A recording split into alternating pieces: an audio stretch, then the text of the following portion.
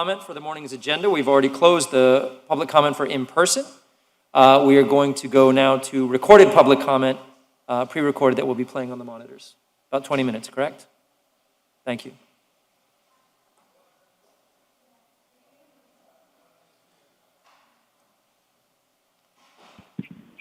Hi, my name is Raymond Guel. I'm a resident of the city of Miami. I live at 1255 Northwest 35th Avenue, Miami, Florida 33125.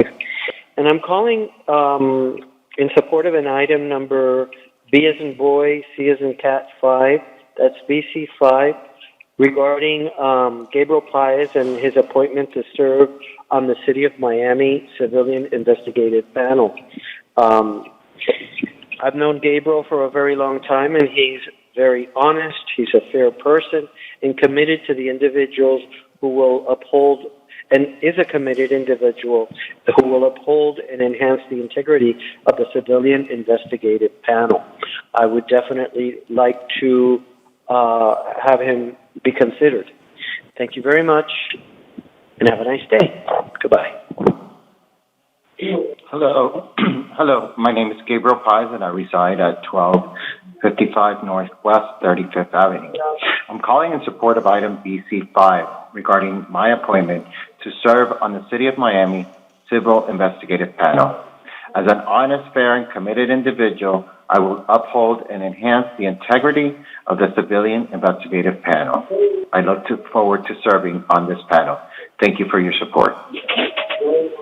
Hello, my name is Javier Sisto, and I reside at 1424 Northeast Miami Place, Miami, Florida 33132. And the reason why I'm calling is in support of item BC5 regarding the appointment of Gabriel Paez to serve on the City of Miami Civilian Investigative Panel. I highly recommend Gabriel and have witnessed firsthand his honesty, fairness, and character. There is no doubt in my mind that he will uphold and elevate the values and integrity of the Civilian Investigative Panel. If you have any questions, please feel free to call me at 347-548-7578. Thank you. Hi, I'm Luis De Rosa, Puerto Rican Chamber of Commerce, based in Wynwood, Florida, as you know. I'm asking for your support of the FR3 and FR4 to establish a reinvestment component to what was voted on in the previous meeting through zoning in support of the establishment of the Wynwood Norte Neighborhood Revitalization District. Third point for us to move this forward, and I ask that you support the community and their requests and their desire to help Wynwood help itself by stabilizing itself through this initiative. I think that with your support and your vote on it this time around, we can finalize and hopefully move forward on this initiative. In my work with Wynwood Borinquen Medical Center, Father Menendez, the housing and economic development component of the area, now we stand to really capitalize with this plan of action moving this community forward. And I ask for your support and ask that you vote yes on these initiatives. I want to thank the commissioners for their leadership. I want to thank the mayor for bringing this forward. And of course, we all win if this is voted in today. So thank you and God bless you.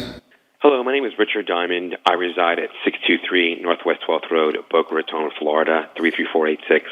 I'm calling in support of item BC5 regarding the appointment of Gabriel Paez to serve on the City of Miami Civilian Investigative Panel.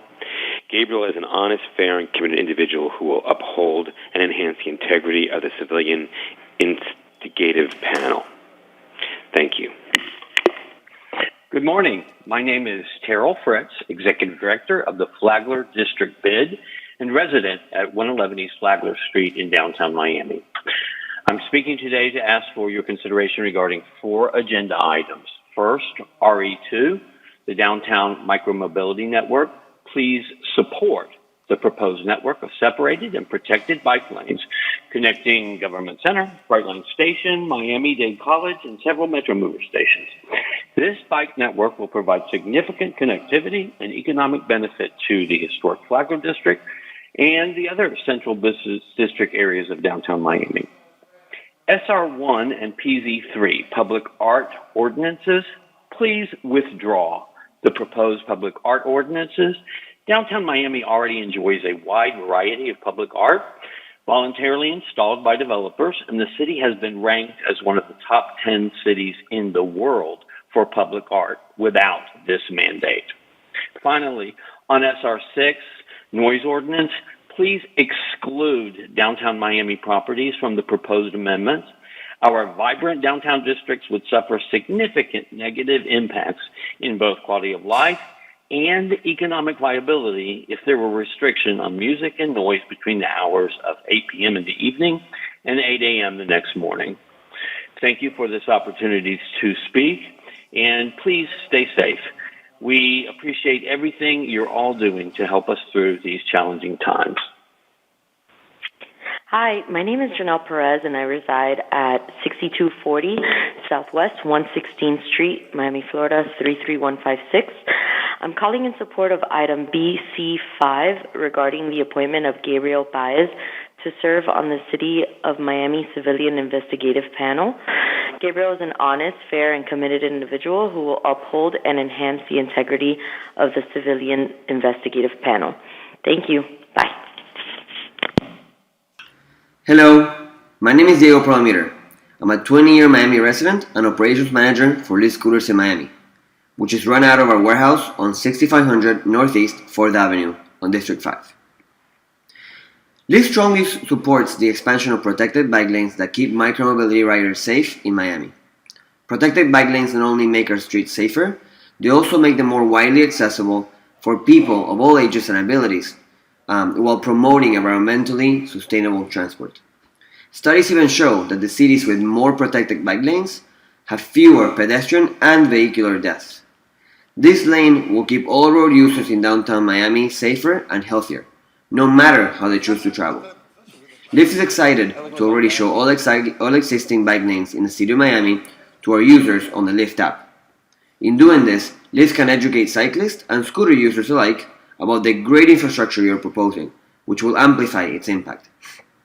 By helping our riders find Miami's micromobility infrastructure, we help them feel safe, reducing the probability that they will turn to more polluting options in the future. As we all know, more people off cars equals less traffic to everyone. Thank you so much for pushing forward this vision to create a micromobility network in Miami. I can't wait to see the future of our city. Hi, my name is Libby Godinsky, and I reside at 3530 Pine Tree Drive, Miami Beach. I'm calling in support of item BC5 regarding the appointment of Gabriel Paez to serve on the City of Miami Civilian Investigative Panel. I believe Gabriel would be the perfect individual to uphold and enhance the integrity of the Civilian Investigative Panel, as he is honest, fair, and committed. Thank you. Hi, my name is Valerie Navarrete, and I live at 1441 Lincoln Road in Miami Beach, and I'm calling in support of the item BC5, that's B as in boy, C as in Charlie, 5, regarding the appointment of Mr. Gabriel Paez to serve in the City of Miami Civilian Investigative Panel. Gabriel is an honest, fair, and very committed individual who will uphold and enhance the integrity of the Civilian Investigative Panel. Thank you. Hello, my name is Olga Guerra, and I reside at 225 Northwest 14th Ave, Miami, Florida 33125. I am calling in support of item BC5 regarding the appointment of Gabriel Paez to serve on the City of Miami Civilian Investigative panel. Gabriel is an honest, fair, and committed individual who will uphold and enhance the integrity of the Civilian Investigative Panel. I hope that you can appoint him without any further delay. Thank you. Hi, my name is Arnold Mulgar. I am a current resident of the Design District, but also a longtime stakeholder and resident of Wynwood Norte. I want to start with a big thank you for approving the plan last month. It's a big step forward in the right direction for the community to be involved in the overall growth and future of Wynwood Norte. I want to speak today about the Parking Trust Fund and the Public Benefits Program. and why it is essential for the plan to be successful long term. When we talk about reinvesting back into the communities, taking care of the roads, making the community safer, and also just overall affordable housing and just looking after Wynwood Norte. These two aspects of the NRD2 plan are essential for that to happen. So thank you very much for taking the time to approve this, and please vote yes on both of those things. Hello, my name is Yoni Bornstein, president of the Wynwood Community Enhancement Association and local property owner in Wynwood Norte at 3200 Northwest 2nd Avenue. I'm speaking today in support of items FR3 and FR4. First, I want to express our gratitude to Commissioner Hardiman for his leadership of District 5 and supporting the Community Vision Plan for Wynwood Norte. We know we will continue to have a champion for our community on the County Commission. Items FR3 and FR4 are the two remaining ordinances tied to the Wynwood Norte NRD2, which the Commission adopted last month. These are extremely important to the community because it will continue to strengthen the backbone of this neighborhood. And as you all know, the neighborhood has many needs. The items before you today are about putting in place the tools to continue to reinvest in the community. This is about supporting the parks, supporting the schools, the arts, the cultural organizations, the seniors, and the families of the neighborhood. This will allow us to invest back into the neighborhood so everyone can benefit. In closing, I'd like to quote Commissioner Diaz de Portilla, as I believe he said it the best. The NRD2 is a legacy for this community that will last a long, long time. FR3 and FR4 are the tools needed to ensure the NRD2 is a legacy for this community. Thank you to Mayor Suarez. Thank you to the city manager. Thank you to the planning department for all your work with the association over the past 2 years. Finally, thank you to Commissioner DLP, Commissioner Reyes, Commissioner Carollo, Commissioner Russell for your support today of items FR3 and FR4. On behalf of myself, my neighbors, the community, the association, we are so excited about the future. Go Wynwood Norte. Thank you so much for your time. Hello, my name is Dan Rios, and I reside at 1228 West Avenue in Miami Beach, Florida, 33139. I am calling in support of item BC5 regarding the appointment of Gabriel Paez to serve on the City of Miami Civilian Investigative Panel.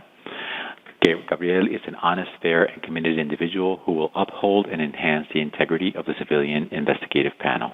Thank you. Hello, my name is Michael Robert. I reside at 2550 Southwest 27th Avenue, number 604, Miami, Florida, 33133. I'm calling in regards to Commission Agenda Item BC5. I am full support of BC5 regarding the appointment of Gabriel Paez to serve on the City of Miami Civilian Investigative Panel. I can personally vouch for Gabriel's dedication and honesty. His presence would have an overwhelmingly positive influence on the Civilian Investigative Panel, raising the level of integrity in which it operates. Thank you very much, and have a great day. Good afternoon. My name is Magali Hoyos. I live in this address back here that you're looking at, 400 Northwest 32nd Street.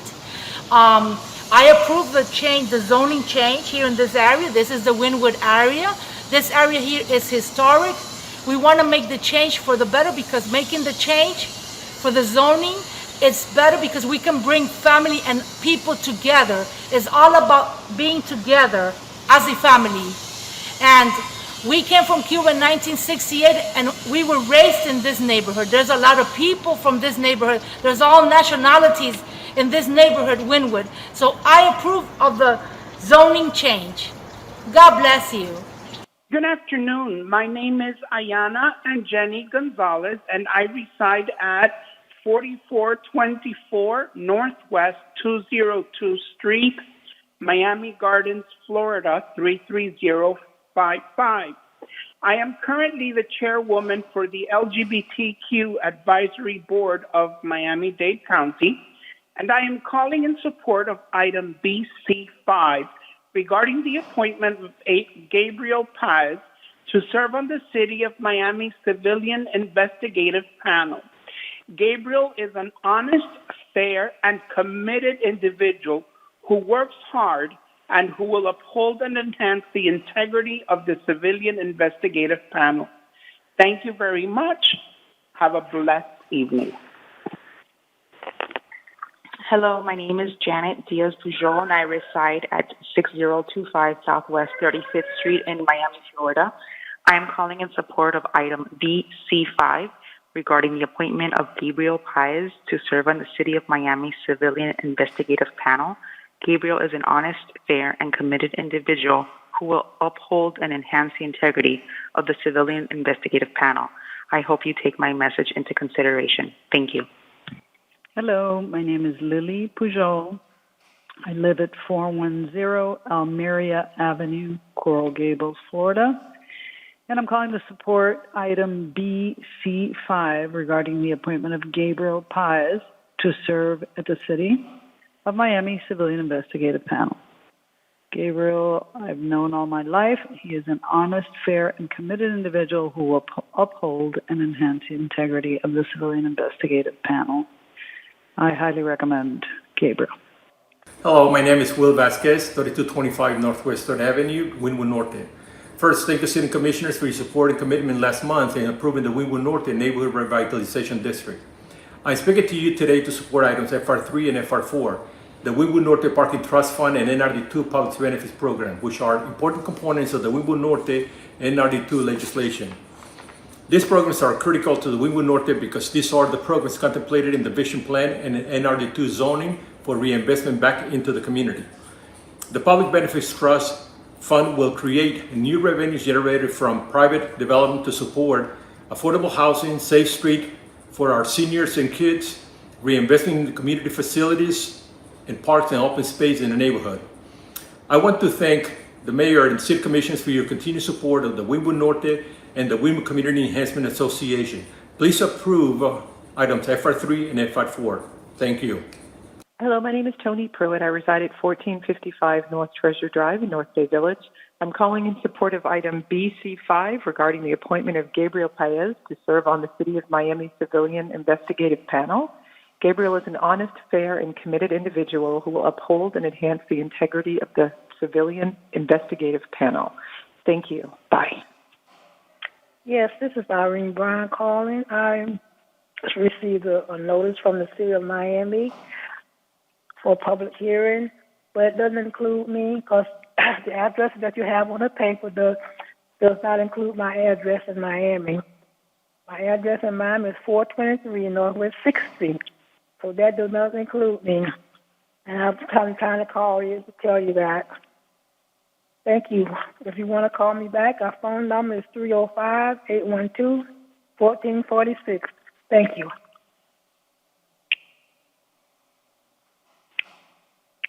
Good morning. My name is Kathy Leff.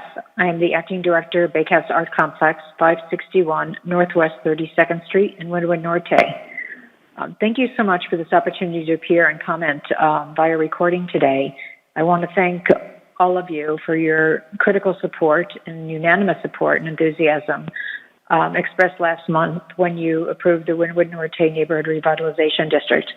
I'm calling today to speak in support of FR3 and FR4, the two items before you that create the Wynwood Norte Parking Trust Fund and the Wynwood Norte Revitalization District Public Benefits Program, which are two important components of the total NRD2 legislation.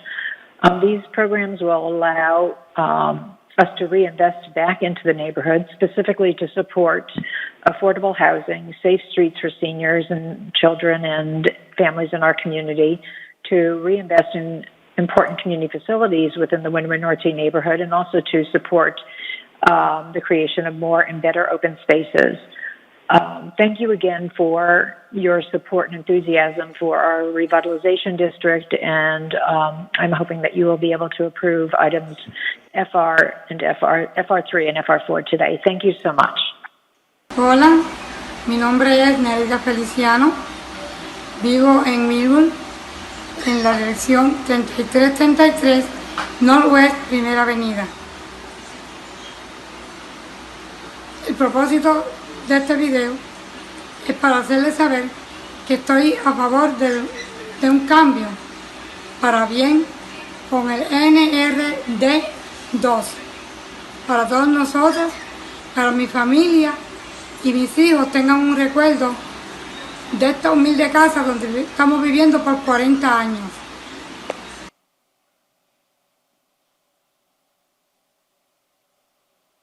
Good afternoon, I'm the Spanish interpreter. Hello, my name is Nelda Feliciano. I live in Wynwood at the address 3333 Northwest 1st Avenue. The purpose of this video is to let you know that I'm in support of a positive change with NRD2 for all of us and for my family, so that my children have a memory of this humble house that we've been living in for 40 years.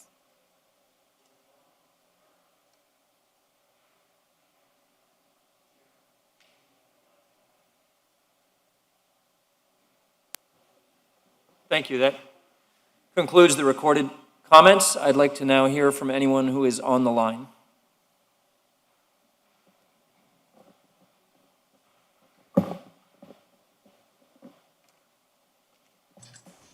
Call taker 1, you're live. Go ahead, caller. You're live with City of Miami Commission.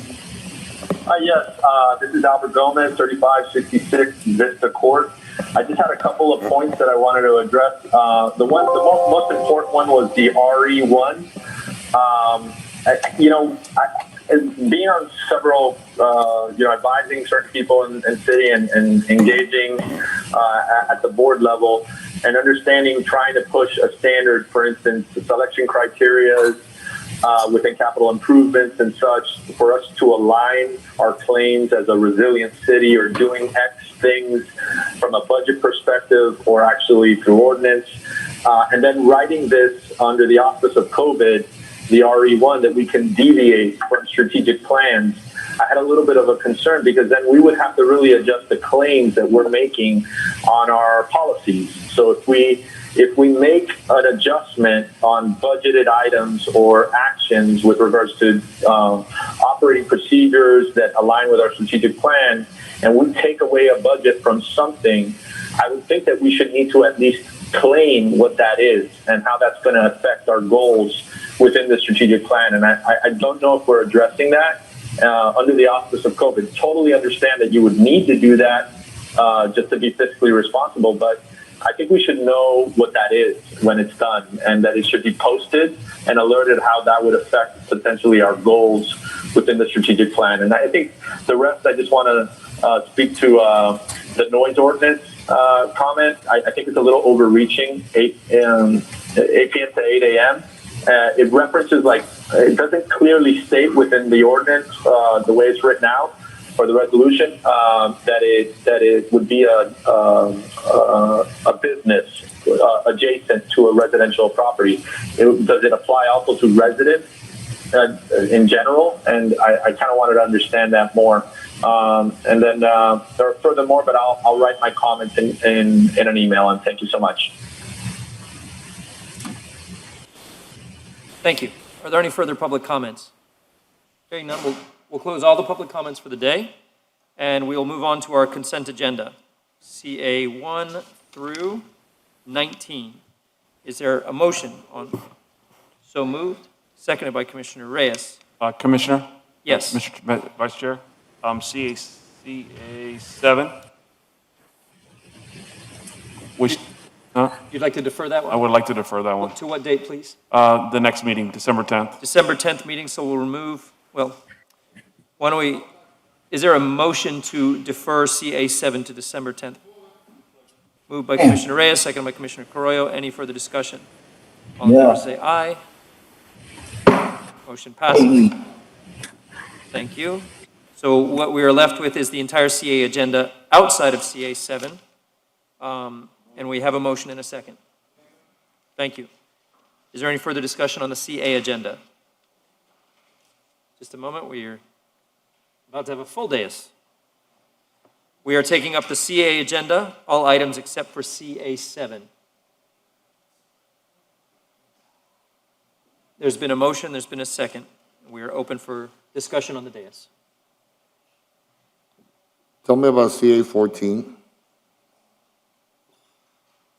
Mr. Manager, you're recognized. Ad hoc Task Force. Yeah, this is an extension of the time period, because the original Miami 21 Task Force had a sunset provision. Obviously, we had to reconstitute that task force due to some legal challenges. We're also obviously still awaiting a couple of appointments to that task force. Once they're in place, we're going to have our initial meeting. And Mr. Chair, I may, and what's the time frame for that, in your mind? As soon as we get the missing appointments, I'd have to find out from the clerk who are still missing in terms of those task force appointees. Yes, the mayor has 2 pending appointments. Commissioner Carollo will be making his appointments today. Okay. And of course, Commissioner Watson is new, and Commissioner Diaz de la Portilla has pending appointments. The others have been made to the task force. So I'm sorry, I'm pending appointments? Yes, since the task force was reconstituted, we would need the remaining appointments to the task force because the other members' terms had ended when the previous task force sunsetted. That's what I'm trying to understand. So I already named 2 people to this task force. So I will need to rename them? That's correct, Commissioner. Okay, so can I do it right now? The same people? Yes, we can do that if it's the will of the chair to take that up at the moment. We can go ahead and do that. We have a motion and a second on the floor for another item. That is correct. So Colby Carp and Fernando, right, and Bernardo Fort Brescia are my 2 appointments? Can we do that right after the CA? After we vote this. Well, they could withdraw their motion, and we can take up this item specifically. Let's vote and then we'll name. The point is that I want to get this task force going. That's my Yes, point. we can appoint Yeah. them Okay, all right. Yes, imminently. immediately when we vote, Yeah, okay, we'll get it. I got it. Are there any other comments from the dais on the consent agenda? Hearing none, all in favor say aye. Any opposed? Motion passes. Commissioner Diaz de la Portilla, you'd like to make your 2 Yes. appointments? So I'd like to make my 2 appointments of Colby Carp and Bernardo Fort Brescia to the Miami 21 Ad Hoc Task Force. That's a motion. Is there a second? Second. Seconded by Commissioner Reyes. Any discussion? All in favor say aye. Aye. Yes, we can take yours up right now, Commissioner Carollo. Motion passes. Commissioner Carollo, you have appointments as well? Yes, Commissioner Carollo would like to appoint Natalie Duran and Thorne Grafton to the Miami 21 Task Force. Ms. Duran will be appointed to the developer category, and Mr. Grafton will be appointed to the architect category. Thank you. Is Move that a it. motion? Move it. Seconded by Commissioner Reyes. All in favor say aye. Aye. Any opposed? Question, Mr. Chair. Motion passes. Yes. So do I need to give you names Yes. for this task force? Because I don't have any names. So I need to do that right now? How do I do that? I imagine you have not yet had your time with Todd. We all get our Todd time when we are brought into office, and it's very special. Right. But that will teach you all the ins and outs of board appointments and the appointments you do have in the process for, well, Todd, why don't I let you? And Commissioner, just so you're aware, Commissioner Hardman did make 2 appointments to this task force, so they continue to serve, so we'll have a chance to sit. Okay. Oh, that's right. We can at least let you know the 2 members that he had appointed. Right. So that we can share that, because the task force was reconstituted. You'll just, if you are okay with those 2 members, which we will present to you after, this meeting, you could either appoint them, or we can come up with some other potential appointees. Okay. And Commissioner, this is Miami 21. Our zoning code is definitely full of some issues that need updating. And so Yes. we've created a task force to address those issues and give us advice, which will go to Planning Zoning Appeals Board and eventually to us for final changes and ratifications to the code. So each of us has appointed people that we believe can help us point out those issues. Has the mayor, Mr. Chair, has the mayor made appointments? No, Commissioner, the mayor has not reappointed the members to the task force. But did he make previous, I'm sorry, Mr. Chair, did he make previous appointments? That is correct, Commissioner. He had previous appointees on the board. So it's kind of like a procedural thing, really, at the end of the day, right? So it's kind of like people already made appointments. It's just a question of reappointing, right, like I did. Is the mayor willing to make those same appointments? I'm sure beyond your 2 appointments. obviously Commissioner, you're new. Can we begin to kind of constitute a new task force so we can move forward?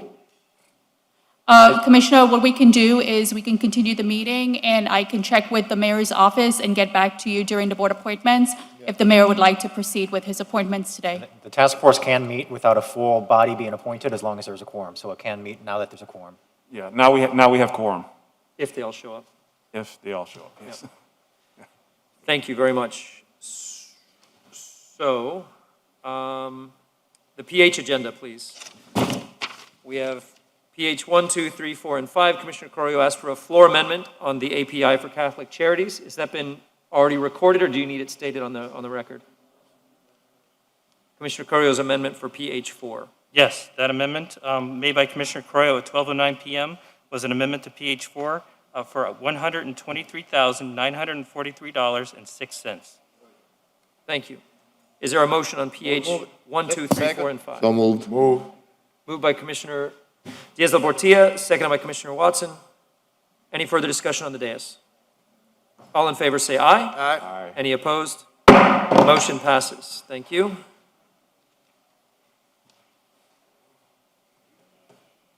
The RE agenda, RE1 and RE2, end of year budget amendment FY 2019 to 20. Do we have a presentation? Good afternoon, Mr. Rose. Good afternoon, Commissioners. Chris Rose, Office of Management and Budget. RE1 before you is the year-end budget amendment. It does three things. It brings the departments that have gone over budget into compliance with state law. They have gone over budget for very reasonable reasons. The top three are the Building Department, the Solid Waste Department, and the Resilience and Public Works Departments. It then transfers funds out. And after that, it does recognizes the grants that have come in since the last budget amendment. Be happy to take any questions. Are there any questions for the budget director? Commissioner Carrillo, your microphone. Your microphone. Said if you could do me a favor and stick your hand behind your back pocket, I want to see if there's any money left that you haven't found yet. A fair question, sir. Okay. Outside of that, I really don't have any more questions. All right. Thank you, Mr. Thank you, Commissioners. RE2, execute joint agreement micromobility network. Is there a motion? Motion. I'm sorry, RE1. No, hold on a second. RE1 is the resolution? Oh, I'm sorry, you need an Right, action on right. that. I thought it was just an update, I apologize. Yeah, that is my a mistake. resolution. RE1, so you need a motion on the amendment. Moved by Commissioner Carrillo, was it? Yes. Second by Commissioner Reyes. Any further discussion?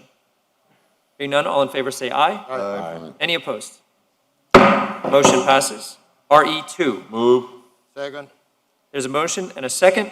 Can you tell me about it? Yes. Okay. This is the micro. This is Sorry, the Chair. Is that not fast? $1 million for improvements to roads, sidewalks, and bicycle lanes for District 2. There is a program together with the county. They have already started on their sections. And so our sections are not yet being done, but they are ready for us once the funding is there. So this will help in the downtown area for safety and connectivity. So this is your almost $1 million bike lane thing that we talked about a couple of months ago, This right? is the one. That's the one. You try to move that really fast. I man, right? tried, and you got me. Well, he's having a senior moment, because I see that he moved it last time. Yeah. So, That's the part of being the chair. You need help here. Yeah, I know, I Make know. a motion in a second. We're watching you, Got Chair. nothing. We're watching you. Okay, seriously now. Why will we agree to $1 million, or almost $1 million? What's the total? It's a $2 million program, and that's a rough number. I'm sure that the staff can give us some specifics. About half of which is covered by the county for the county roads, about half for the city roads. Right, but the city's commitment, I'm Yes. talking about our city's commitment, not the Yes. county. So our city's commitment, Mr. Manager, what's the total, our city's commitment to this effort? If I may, Mr. Chair. Good afternoon, Commissioner. Juvenal Santana, Director of Public Works. The city's commitment is up to $1 million according to the JPA. Where's the money coming from? Yeah. It's funded from the scooter revenues. Okay, just wanted to put that on the record so that everyone understands it's not coming from the general fund. Right. From a scooter program that already existed, right, according to statute. So we extended the scooter program, right? We did. Right. And those are dollars that were already collected, but it doesn't, if I remember correctly, it doesn't go specifically towards bike lanes. It also includes sidewalk repairs and other things, right? If I'm correct. And why are we allocating these dollars for bike lanes vis-a-vis allocating it for sidewalk space? That may be more important in light of what we're going through right now with our outdoor spacing for our restaurants and everything else. That is your decision to make whether or not you want to allocate the money to this specific project that the county and the city are trying to do a JPA on. So that's a policy decision. It is a policy decision. It's a policy decision we're going to be making to allocate almost up to $1 million, right? Up to $1 million. Up to $1 million, Commissioner. From a total of $2 million, the county does $1 million, we do one, so that we're going to make a policy decision to allocate $1 million to bike lanes. Up to. Then let's get, so what's the total number? Because you know how much it's going to cost, right? But up to what? It could be up to that much, but there's got to be a price tag attached to this, right? I think. The estimate that the county came back with was roughly $1 million, and their portion was 1.3, I believe. Their portion 1.3? On their project, on their roadways. I'm going to vote against it. Whatever it's worth. I can't make that the priority. Sorry. I respect your position. We do have Me too. a lot of serious issues going on right now. This is going to benefit downtown, and that's why I'm, Is your microphone on? yes. Okay, This sorry, is I going to couldn't- benefit downtown, and DDA, the resolution was passed.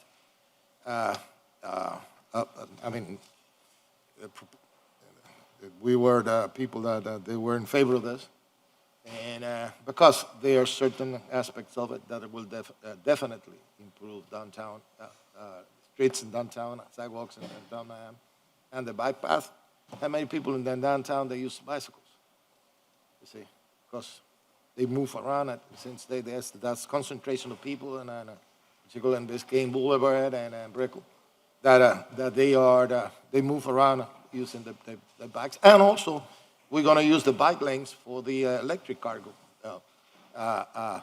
bicycles that are used in order to keep the DHL trucks outside of downtown Miami. You see, when they for that deliveries. That's why that's the only reason I'm supporting it. So to be clear, as chair of the, my name is Chair, as chair of the Downtown Development Authority, you support this? Yes, because of the additional benefit that we have in downtown Miami. You see, that's this program that we have, which is the electric cargo bikes. They use the bike lanes instead of using the main roads, the main street. They look and we're trying to expand the program so we can get, now we got DHL out of it. We can get further up in the rest of the deliveries. You see, package deliveries, out of the streets and the congested traffic in downtown Miami, and that's why I'm supporting this. Let me clarify, or at least clarify for me. So these bike lanes are not exclusively for bikes? No, they're not. Exactly. They're not. Okay, so all kinds of trucks, FedEx trucks, everybody can drive this. So No, they're not really bike. no, it's not the FedEx trucks. Listen, we started a program with DHL that instead of using the trucks, they go to a place, they unload into like a electric bike, like a little motorcycle that has a box on the back. I know, I've seen it. Have you seen them? Okay, it does, those move, those, we are keeping the DHL trucks away from the traffic in downtown Miami. And those cargo bikes, are the ones that are moving in downtown Miami using these lanes instead of using the roads.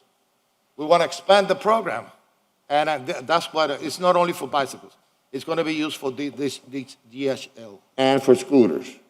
For scooters. So everybody could be just going crazy down these lanes up and down, right? No. Instead of the sidewalk. Instead of the sidewalk. Well, yeah, it's important. It's important. No, I know it is important. Now you got to clarify. It's a serious question, right? Yep. So it's kind of like, it's one lane where you have a little motor scooters, where you have scooters, Yes. where you have bikers, you have all kinds of people. And if they were not in those lanes, they were in the middle of the street. It's like the conga, you know? It's like a Yeah, conga. like It's a conga line. it's a conga to bike lane, right? That's right. But if they were not in the. I had a problem, and we had a conversation, Commissioner, Chairman. Mr. Chairman, on scooters. There's a safety issue. Me too. Remember, we had this huge debate.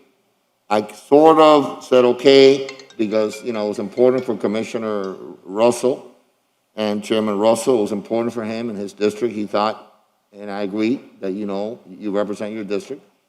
This kind of creates mayhem, right? It's kind of like all kinds of stuff happening in one lane. Isn't that scary? Nope. Or if you have the same concerns about scooters, let me- all of a sudden, no, I'm just giving you my opinion. Okay, give me your opinion. I'm just asking. Okay, come on. I love you. You and I have been friends a long time. A long over 40 time. years. Way too long. We're both too old. We're older than we look, right? At the end of the day. It just creates all kinds of issues for me when you have the ability to have scooters, to have little motorbikes, to have bikes, regular bikes, and all kinds of people going back and forth on this. How about joggers? Are joggers also going to be part of that? No, okay. So they go to the sidewalk. That's correct. They go to the sidewalk. Now, can I answer that, sir? Yes, Okay. yeah. You see, I am not in favor of scooters. They are there because it was voted, but what I'm in favor is of the electric cargo bikes, because that was a program that was started to keep. I don't know if if you go in downtown Miami and you go to any street, or you go on even Coldway, very close to where your parents live. You to Coldway in the morning, and you see all those trucks that they are half on the sidewalk, half on the other sidewalk. What we're trying to do in downtown, you see, is with this program that those delivery agencies, they will use those cargo bikes that they are, they were developed to do that, to get the trucks out of the street. It's used in India, it's used in some countries in Europe and all of that. And we have a pilot program with DHL, and we want to include FedEx and all of those delivery companies, so they be out of the street. It is not, but because I want the scooter moving back and forth. I have the same concern, and I've been opposing it all the time. You see, but now, if you go on First Street, if you drive in downtown Miami, you're going to see that there's an existing bike lane there.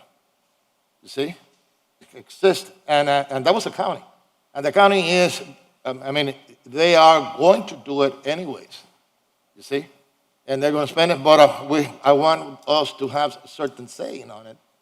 And in order to provide that type of avenue or that type of a road for those delivery bicycles, electric bikes, in order that they can navigate downtown Miami without affecting the automobile and bus traffic.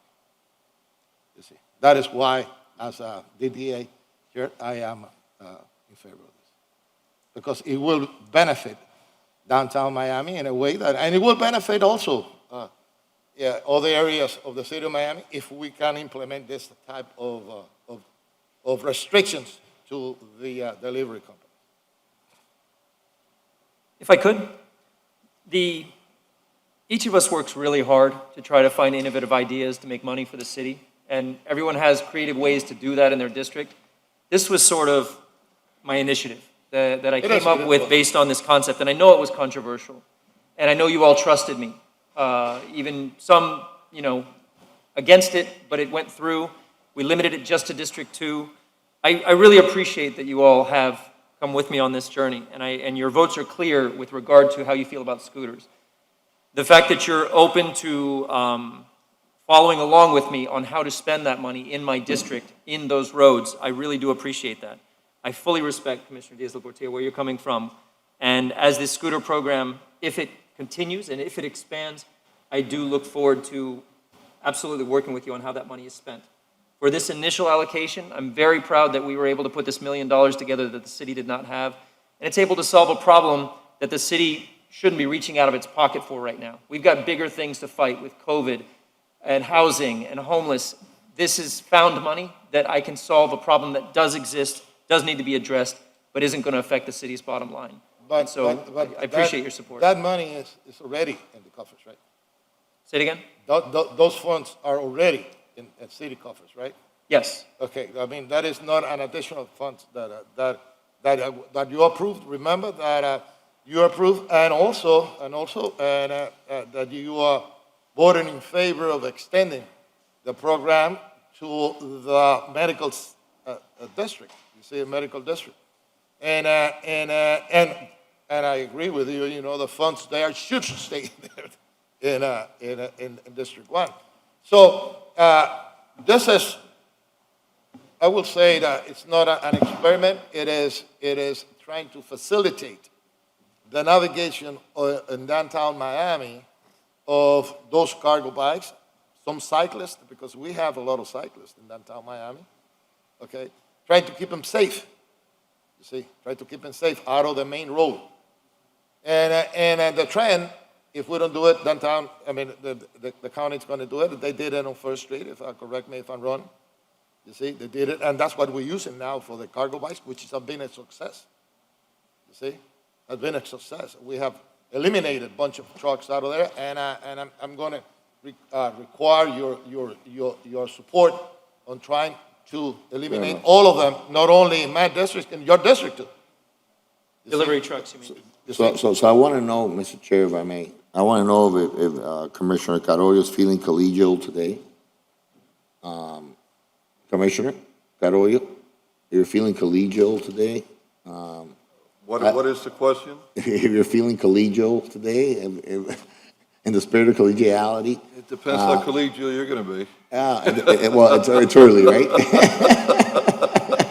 But as chair of the Downtown Development Authority and as chair of the commission, do you think this is important for your district on a moving forward basis? I think that we need to really figure out a way to share with other districts that we're going to allocate dollars and approve programs. Then I think we need to share with the rest of the districts at the end of the day. But I'll change my vote, change my mind, based on the argument that Commissioner Reyes made, and support you. But just keep that in mind as we move forward during the course of the day. And maybe everybody feels collegial today, who knows? But I'm surprised you're ready to vote so quickly, and you don't want to hear what Bayfront Park Trust thinks about it? No, that's why I asked you. The first thing I asked was, Commissioner Carollo, are you feeling collegial today? You didn't ask me as chairman of the trust. That's why I asked you, Commissioner. Thank you. I really do appreciate the support. Is there any further discussion on RE2? Yeah, through the chair. Let me just say that I think for the most part, most of us kind of legislate from where we are. And I think that we should always give pause to a futuristic perspective. Clearly, Commissioner Portilla's question was real, and I think if it's funded and revenue is there to do it, then it makes sense. It's not a bike lane, which is why I had an issue at first, but it's mobility. Let me tell you where it's going as we continue to grow as a city and talk about the things we're talking about. Not only people go to work. People go to work on those scooters and those motor scooters and those electric bikes. And with our city being such that incomes are squeezed, people don't have cars. To have cars is more costly. And so from that perspective, it's responsible on our part to give them an opportunity to be able to do it in a safe manner. Otherwise, you get a lot of people being mowed over by cars trying to use those vehicles. The next step that has to be looked at by us also is there is a time, probably we'll all see it, where you're going to have autonomous vehicles. And you're going to pull up, it won't be Uber, it'll be just a blank car on a line rolling down the street. And we should begin to prepare for that and think about how that also works going forward. We're looking for ideas and the whole revenue models about how we now bring revenue to the city. That's something is going to happen. A friend of mine has just appointed to a Google division of 12,000 people. Autonomous vehicles are coming very shortly. Okay? And so not only do you need mobility lanes, but we need to now figure out how that's going to look for us, our staff, wherever that falls, to begin to look at that so that we'll have the decisions, be able to make the decisions based on things that we all may not use, but it's going to be robust and people are going to use it. So I just wanted to say that. Thank you. Any further discussion? All in favor say aye. Aye. Any opposed? Motion passes. Thank you very much. I believe SR 4 is next. This is amending Chapter 42, statutory changes. Could you read it into the record, please? SR 4 is an ordinance of the Miami City Commission amending Chapter 42, Article 4 of the Code of the City of Miami, Florida, as amended, titled Police, Towing, and Immobilization, Booting of Motor Vehicles, to update regulations and fees charged for towing and immobilization of motor vehicles, adding additional regulations for the documentation of tows, and updating penalties, containing a severability clause and providing for an effective date. Move. Thank you. There's been a motion for SR 4. You move it? Second. Seconded by Commissioner Diaz-Portilla. Any further discussion? All in favor say aye. Aye. Any opposed? Motion passes. Thank you. SR 5, please read into the record. SR 5 is an ordinance of the Miami City Commission amending Chapter 55 of the Code of the City of Miami, Florida, as amended, titled Subdivision Regulations, by amending Sections 55-10, titled Building Permits, Issuance, Restrictions, Exceptions, to create a new exception to platting to recognize former lots of record and properties with certain meets and bounds legal descriptions for properties within the former Beckers subdivision recorded in Book 16, page 43 of the Public Records of Miami-Dade County, Florida, the plat of which was revoked by the City of Miami subsequent to recordation of the same, providing a severability clause, providing for certain conditions related to improvement of adjacent rights-of-way in connection with the issuance of building permits in connection with this exception to platting, and providing for an immediate effective date. Is there a motion for SR 5? So moved. Second. Moved by Commissioner Diaz-Portilla, second by Commissioner Carollo. Any further discussion? All in favor say aye. Aye. Any opposed? Motion passes. SR 6, please read the record. SR 6. We do have, there is something I need to read in the record if we're not going to play the comments for SR 6. May I, Commissioner? Yes, of course. Yes. Pursuant to Section 286.014, Subsection 4, Section B of Florida statutes, the City Commission may prescribe procedures for allowing representatives, groups, or factions on a proposition to address the board or commission rather than individual members of such groups or factions at meetings in which a large number of individuals wish to be heard. The City of Miami has received 366 pre-recorded voicemails and videos, which includes 343 in English and 23 in Spanish, totaling approximately 8 hours and 52 minutes, opposing file number 8049, second reading item number 6 on today's City Commission agenda.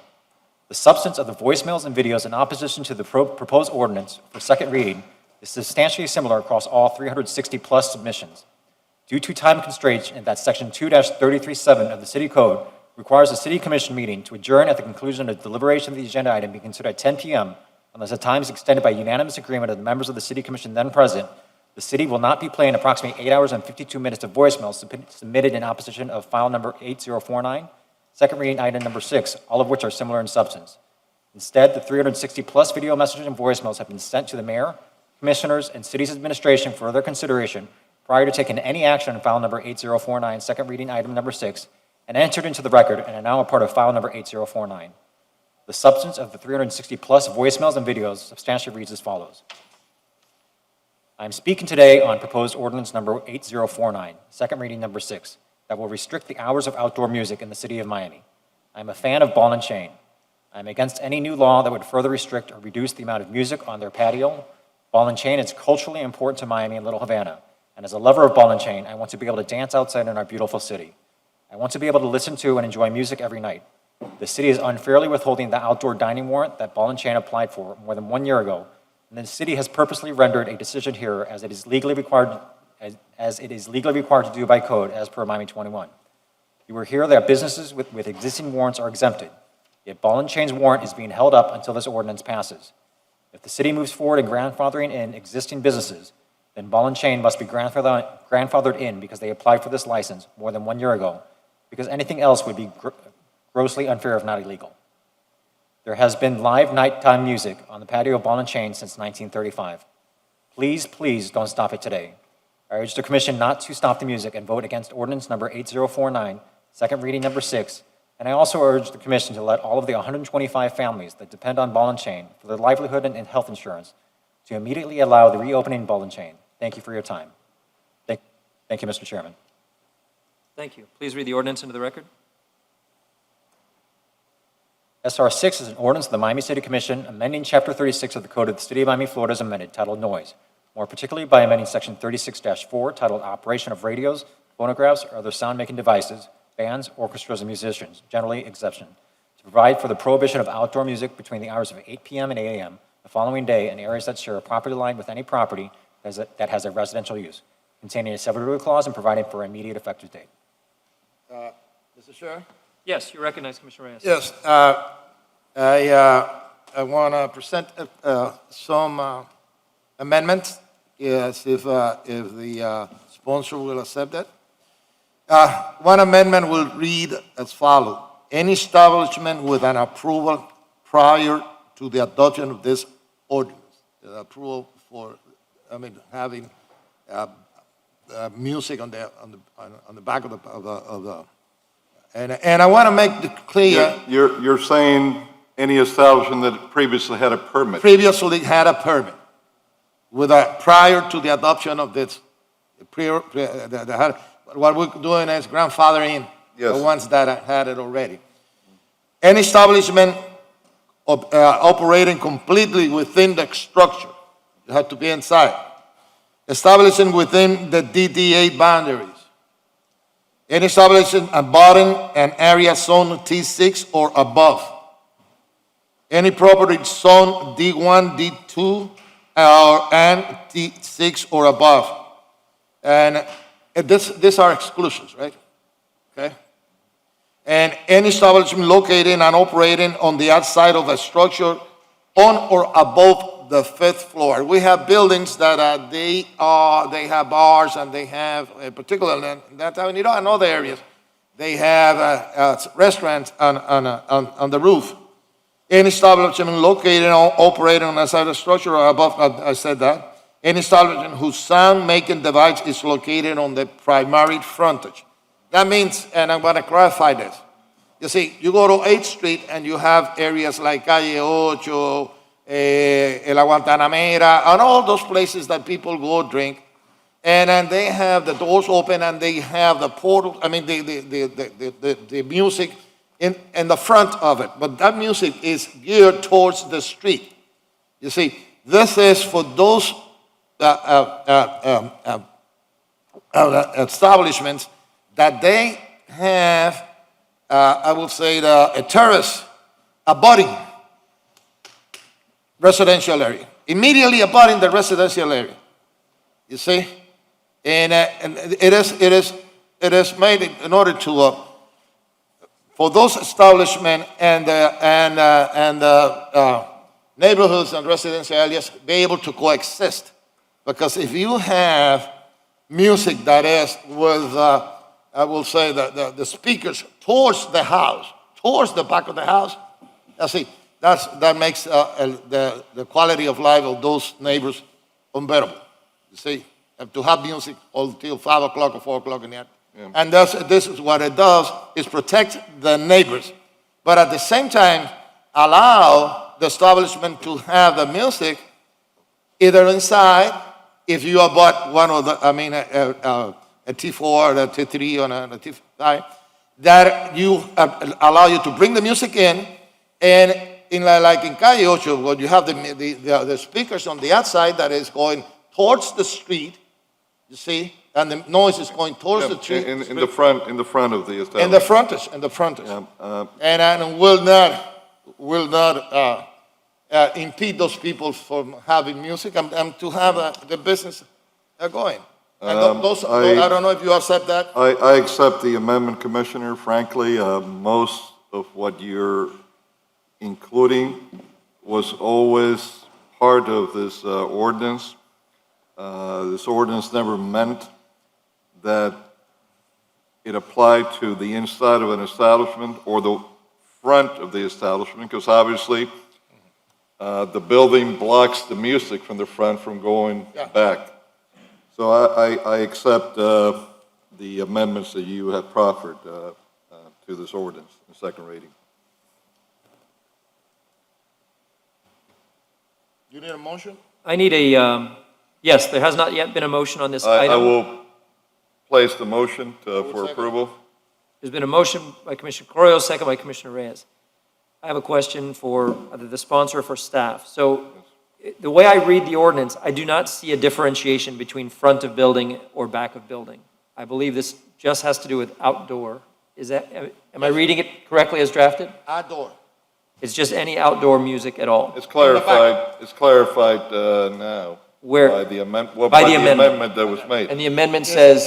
It's on the back side, outdoor. Not that if you have, let's say that you have a building and you have, and it is enclosed, and then you have your music inside, it doesn't apply.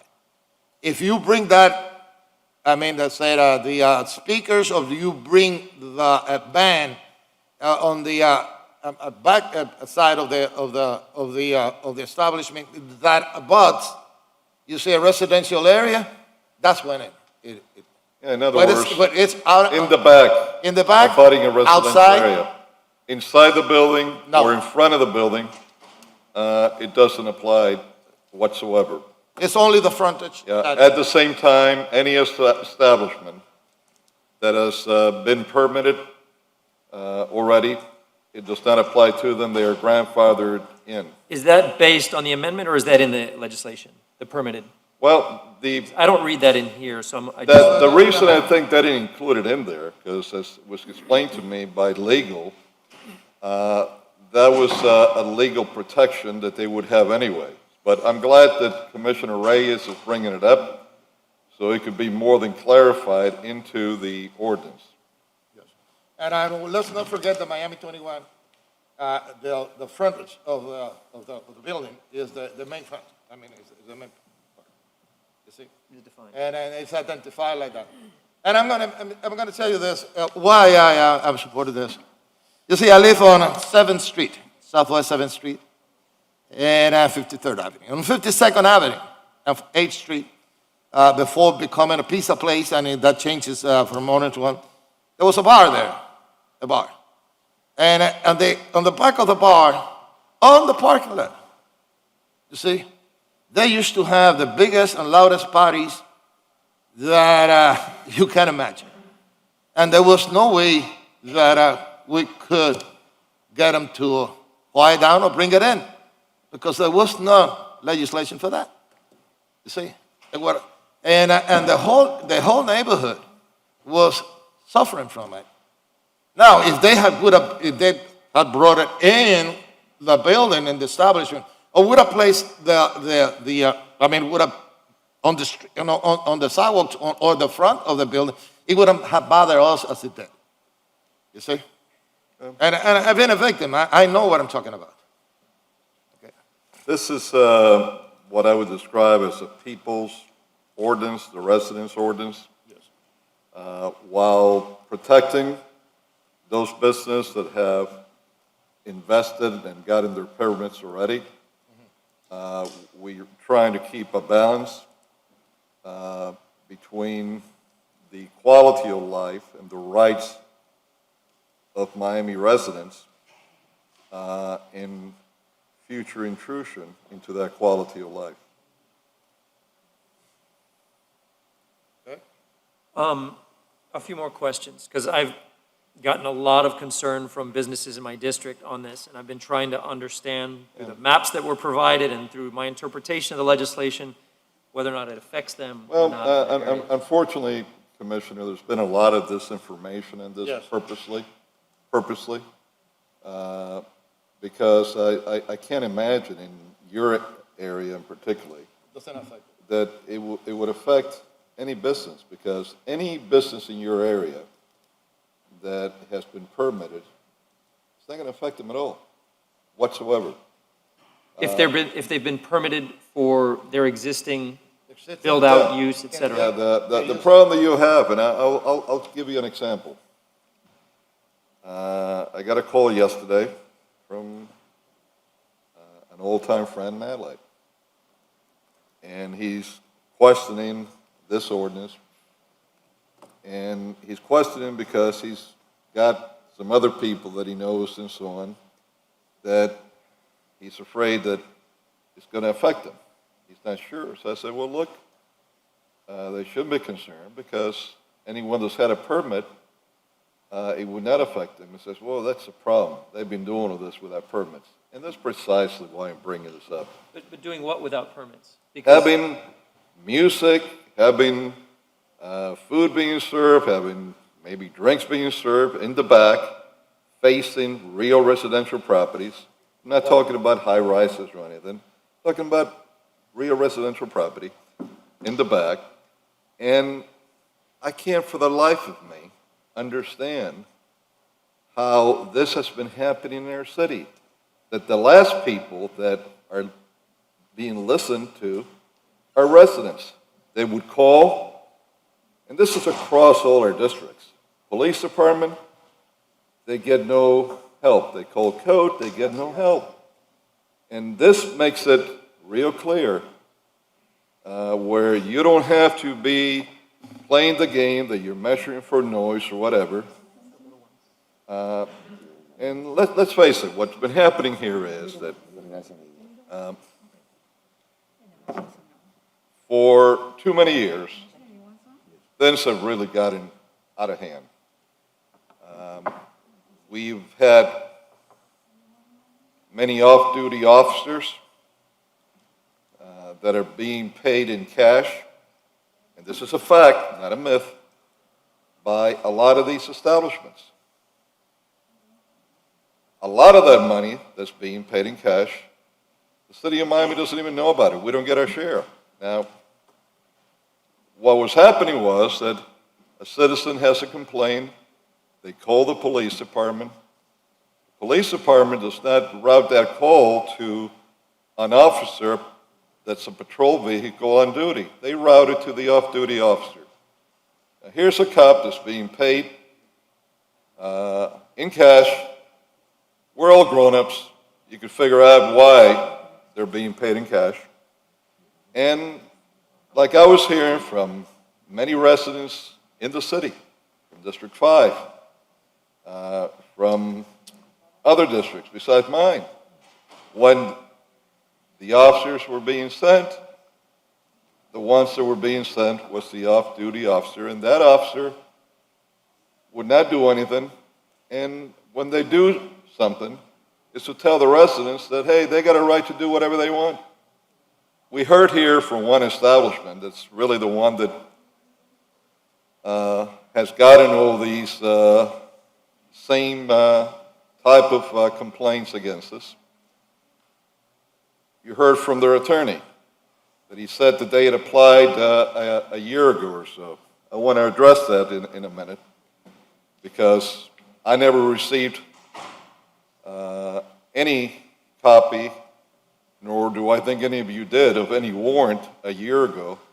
Like we have a resolution that we're supposed to, if there was a warrant that was sent. I only received that recently, maybe a month and a half or 2 months ago. But here's a prime example of what was going on. What this attorney didn't say is that for the 6 years that this establishment has been under operation, and if indeed they presented that warrant about a year ago, the 5 years before they presented the request for a warrant, this establishment was having bands, music until whatever hours of the day or night, food, and alcohol being sold and served, all without permits, not just from the city of Miami, not one permit for the city of Miami, meaning that they were doing all this illegally, but they had no permit from the state of Florida to sell alcohol in the back. So, in fact, let's lay it all out. They lied to the city of Miami, and they lied to the state of Florida. So, I don't think they're the only ones who were doing this kind of stuff, by the way. But the question is, how could this have happened in our city? But it was happening. And the same guys that were massaging the two duplex in Coconut Grove that were on top of each other, they were massaging a lot more than that, Commissioner. So the bottom line is that the only way that we can stop all these games going on, and you've heard me at times throw more blame at Code, and Code does have the blame, but as I started getting more information, I found out that, really Code wasn't the biggest problem that we had, as I described. But at the same time, you have a code officer. First of all, we have a problem at nights, in particular weekend nights. We have a skeleton staff. Code wants to work banker's hours. That has to change.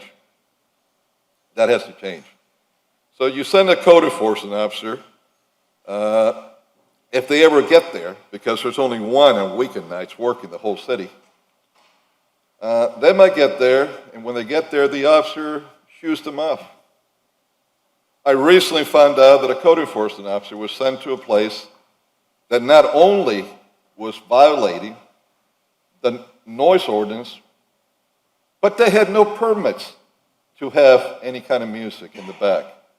You know what happened? They intimidated the code enforcement officer so bad that they didn't do their job. They left. They were afraid. So, we're doing this for the residents of Miami, that those are the people that we come here to support. And I've tried to balance this in the best way, so there is a balance to it.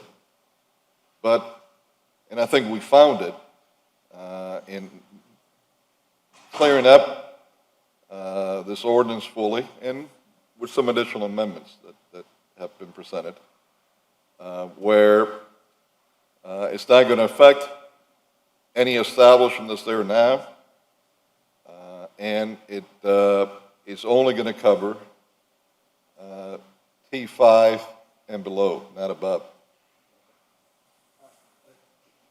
Commissioner, I don't want anybody to have a misconception what the frontage of the building is. And Barnaby, can you clarify when we say the frontage of the building, what it is? The primary frontage is basically the front door. That's right.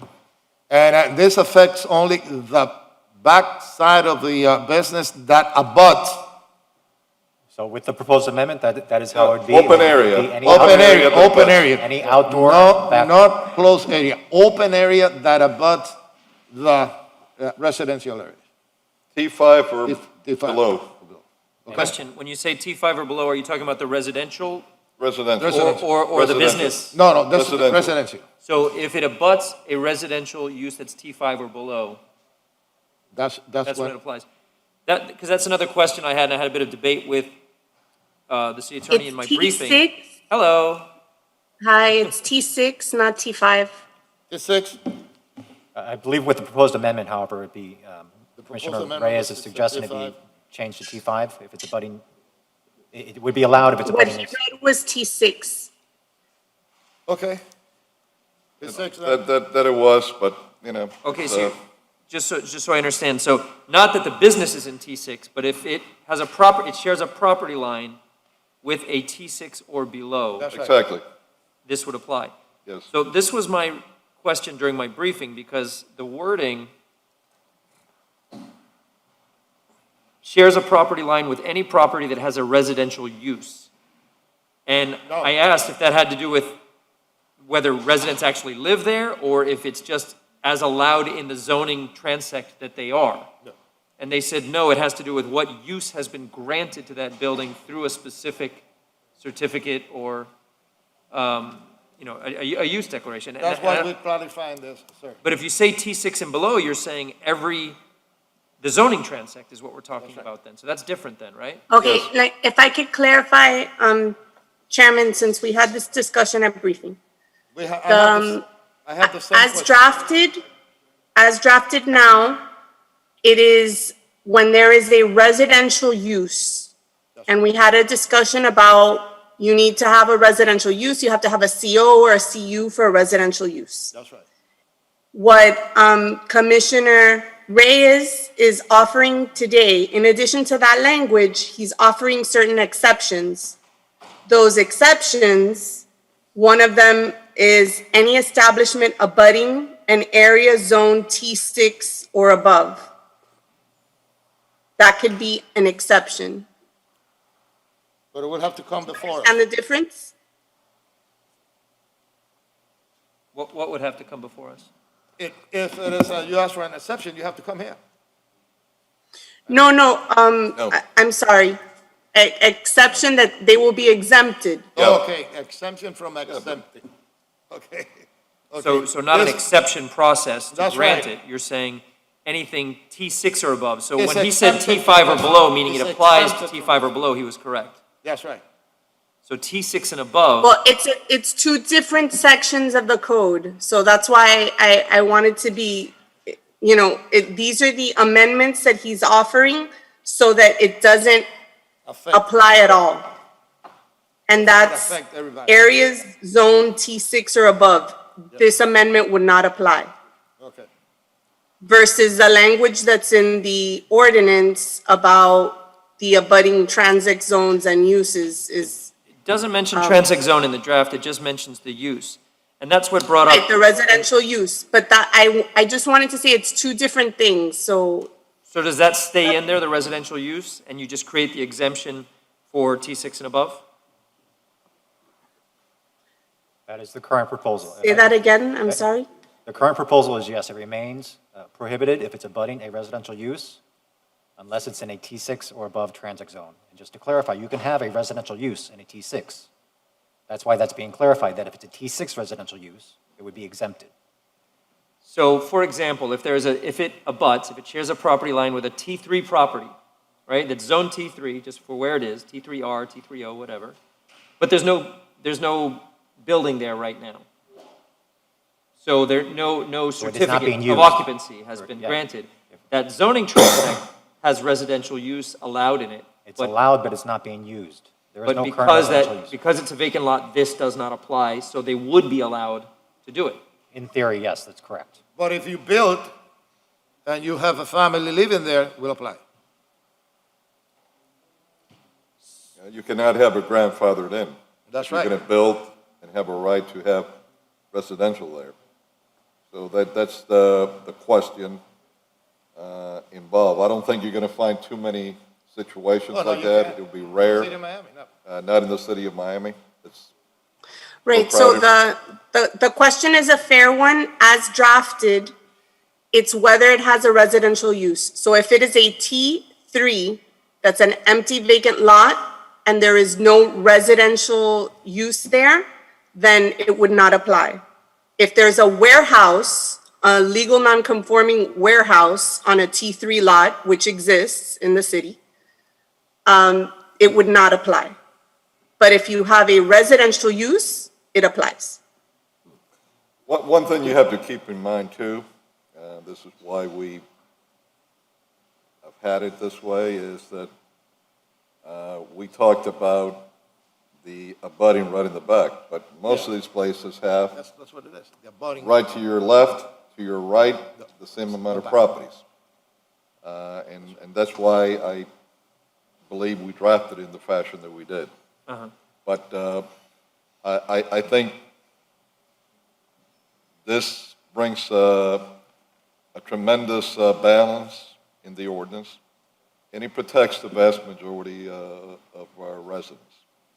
I definitely understand what you're trying to accomplish. So it's broad enough, though, and I appreciate that it's getting narrower and narrower. It's getting more specific, but I'm very concerned about the unintended consequences or the businesses I haven't considered. And if it affects them in a negative way, I will have done them a disservice. When we are trying to encourage outdoor dining, and Miami is about outdoor and music, I have plenty of T3 residents, T4, T5 residents I want to protect. But I also, I fight these battles in various neighborhoods in different ways. In the MIMO district, everything abuts T3 in the Morningside neighborhood, right? And that commercial district goes right up Biscayne. And so, yeah, we've had some conflicts, but it's never been so bad that I would want to disallow them to do it.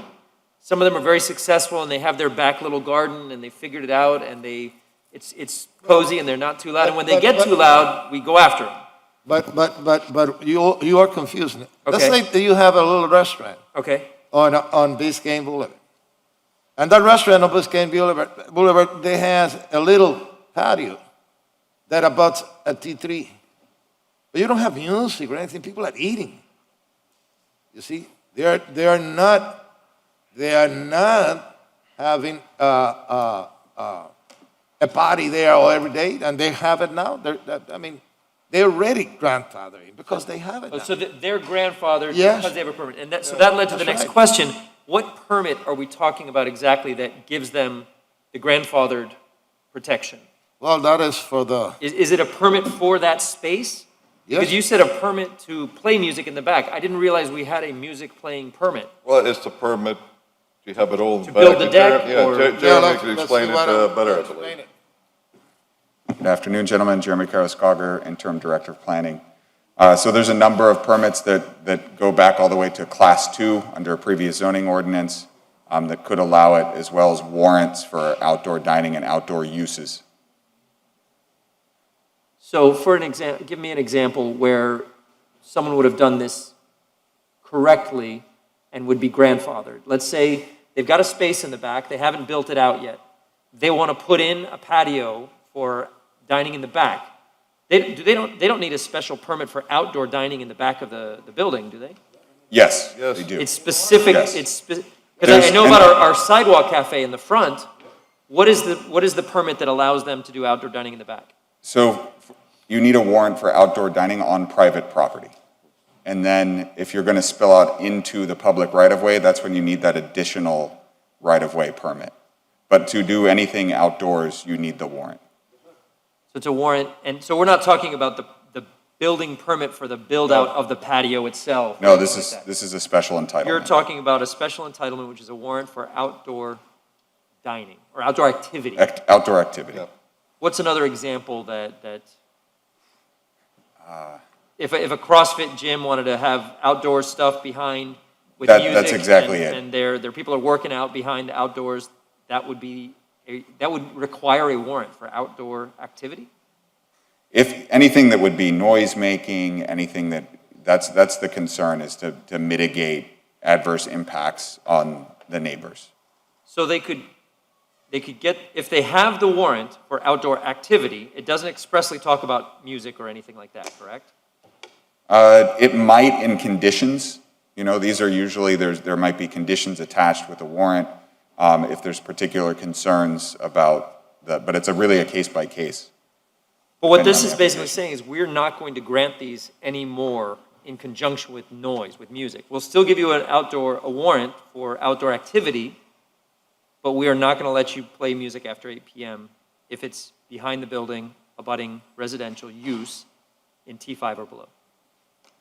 Into the details, I defer to the latest draft, but that's my understanding, is that we would not allow for the list of music making, live music, that list that's in the ordinance. I do understand what you're trying to protect. I do understand. I'm trying to also protect the businesses that I know in my district. And in the Grove, I know ones that abut T3 and that I've identified. Now, whether they have an active outdoor activity permit or not, I do not know. But I know they could be put at risk by this ordinance. And that's what just brings me significant heartburn, to move forward without knowing on a map exactly who this affects and whose business will be telling you simply can't play. You can eat outside, but you simply can't play any music at any volume after 8 p.m. I'm just worried it would really hurt their businesses. So I'm trying to find the distinction, and as it gets narrower, I become more open to it. But the bottom line is, I truly believe when people go out in Miami to eat, they want to go eat. They want to enjoy the ambience of being outside and eat. The problem that we really are having here is where you got establishments where the least that they serve is food and it's party time in the back. We can't make all our residential areas into South Beach South. And this is what I'm trying to avoid. I'm trying to avoid that right behind you have bands, concerts, stages, like frankly it's happened in some places. Yes, it does. In different districts of Miami. And this is what we're talking about. And truly, those that do not want to see this pass, it's not because they're going to have a little violin, up until 10 o'clock, or real low music and the ambience. It's because they're going to have a disc jockey blasting music until 3 in the morning, or they're going to have a band up there and a stage or what have you, blasting music. And then when the neighbors are calling, no one's going to give a damn about them.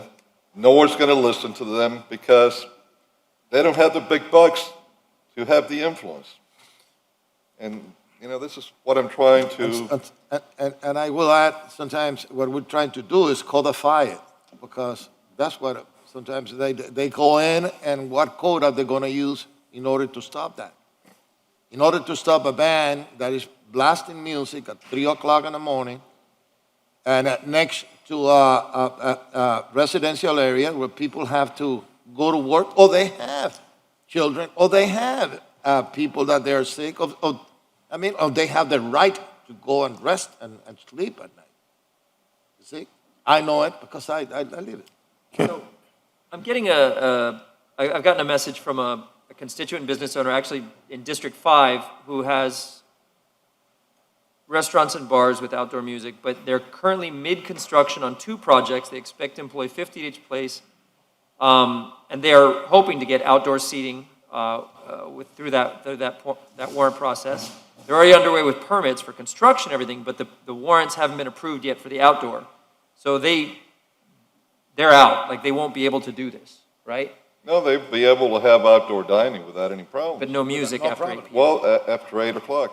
What if, and I'm just trying to find a potential solution here, because it looks like we have a warrant process for outdoor dining, which can have conditions about music. What if we elevated that from a warrant and took it to the next step? What's next up from a warrant? Exception? Yes. Yes. A warrant is an administrative permit that can be appealed to PZAB. Right. An exception is a... Now that would give the public who lives behind a public hearing at which they can contest the idea that this establishment would get a warrant. In essence, they get that right now with warrants, because when you send a warrant, you got to send it to people. But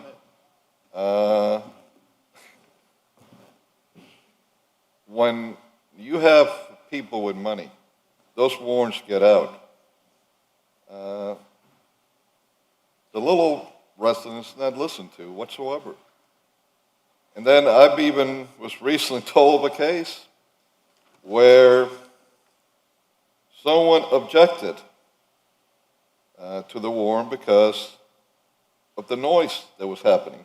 These people didn't have any permits, and they applied for the warrant, and they were still playing without permits. You know what they did? They went and sued the neighbors to try to intimidate them so they could back off their complaints. The commissioner, look, we all have to let the chips where they fall. I'm here to protect the residents that live here. I want to help the business people, but most of the business people that are here, they don't live in the city. God bless them. We want to help them. But we're talking about a small group of businesses that are involved here, and we're just trying to bring some order to this process. And the bottom line is that these people need the music because the music goes with the alcohol, and that's what they're selling. They're not selling the ambience of a good dinner that you could take your wife, you could take your girlfriend, you could take whomever. They're selling the club life. And this is why they object to this so much, because South Beach has gotten expensive. The area that we cut off back when I was mayor for nightlife in downtown Miami has gotten expensive. So now they want to go into many of our different neighborhoods where they could buy property fairly cheap still and create the club lives over there. South Beach is fed up with these people, so they're being run out of town. And this is where they're coming to. And I don't want our residents to be bullied like they have, to be run out of town themselves. And this is what I've been seeing. Many of our residents, your district is one that's different, but many of our residents in the other districts, they don't have the command of the English language like many residents do in District 2. They don't understand government as they should. Many are just, day-to-day workers. They're just trying to make a living so they could put food on their table. And these people know that. That's why they take advantage of them. I remember about 2 years ago, this is an old guy that lived with his wife. When I say old, he was probably early 90s. He was a Korean War vet, and he was telling me how he had called so many times our police department, nobody would ever come. Finally, when, this is about noise from a club, finally when he had a police officer up one night, was to tell him, don't call anymore, because they have a right to play the music as loud as they want. This is a place that had no permits. I recently found out that the man with his wife died, and he died having to put up with this. Sadly, he made his statements to a reporter in one one television station when he was speaking to me. That was videotaped. They put 2 seconds of him on TV, and they took everything that he said out of what was happening because the reporter admitted to me she was a friend of the club owner. So, I respect everyone's opinion, but, we have to bring this to a head because I don't want to see this kind of abuse anymore. I want to put our residents first, and I'm going to tell you, I have a lot of friends that are looking to open up outdoor activities, with bands, with whatever. But this is not about who's your friend, who's not. This is about protecting the quality of lives of our residents, protecting those that don't have a voice, that we're their voice, to protect their rights, and that's what I'm trying to do. Mr. Chair, Yes, you recognize. where are we procedurally? where are we procedurally? Well, we have a motion, we have a second. So And- and- procedurally, this is on second reading now. It was approved on first reading 3-2, Right. with D2 and D5 voting against, the other voting for, but it's been evolving. Now amendments have been offered that tighten this up. And so if we vote on this positively today, it becomes ordinance after the mayor signs it. So I need to get clarification from staff right quick, and maybe even an amendment as well, or someone. For example, in places like the Omni District, where it's billed as an entertainment district, if you already have a permit to operate, then this doesn't, because most of those are big buildings, this doesn't affect you, am I correct? This doesn't affect you, am I correct? No, not at all if they got permits. If you are such that, so what's the noise and time limit for those businesses in those areas? Is it a set time already? For the establishments in that district, the Omni Entertainment District? I don't know if it's 3 or 5, it depends. I guess he would tell you. If it's 3 Sorry, in morning, the 5. current standard in the code is 11, and then I believe there are certain districts in the city that have extended hours. Okay. And what does that mean at 11? What is allowed or not allowed after 11? That is a little bit outside my purview, Barnaby, but can you there's a pull up the code? decibel limit. It cannot be plainly audible at a distance of 100 feet from the building, structure, or vehicle or premises in which it is, which the noise is being generated. That's at any time. That's the Correct. noise ordinance True. for any Okay. time. But that- 100-foot plainly audible. So it's 11? But from 11 on, what happens? One moment, please. I think he was talking about the Omni District, right? Yeah. I'm sorry, I thought you meant the city code versus, in general Well, yeah, versus just, specialty. yeah, I'm just trying to entertainment district. understand the top line. So he's looking for that. So let me ask you this question. Long 7th Avenue, I'm familiar with a place that's outside. Like it's built, it seems as though, I've kind of now identified it, seems as though it's built like the old Wynwood Yards, right? And it's on the corner.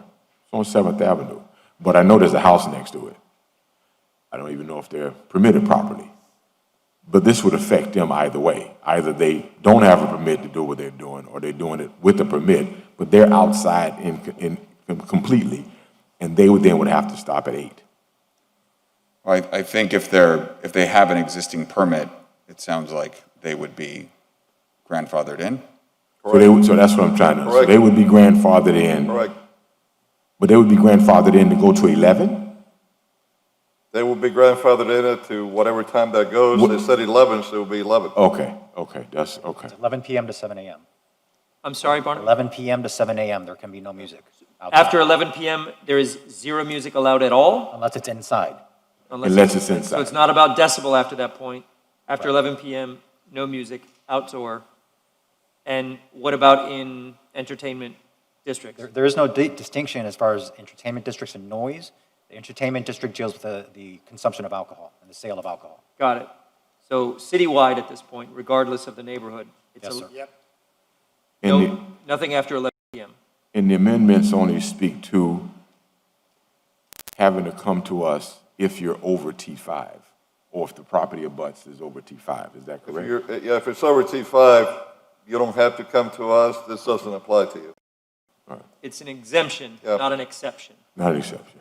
An exception would be a process coming to us. And what this does is, it's protecting the old Miami neighborhoods. All the new ones that are higher, basically, Yeah.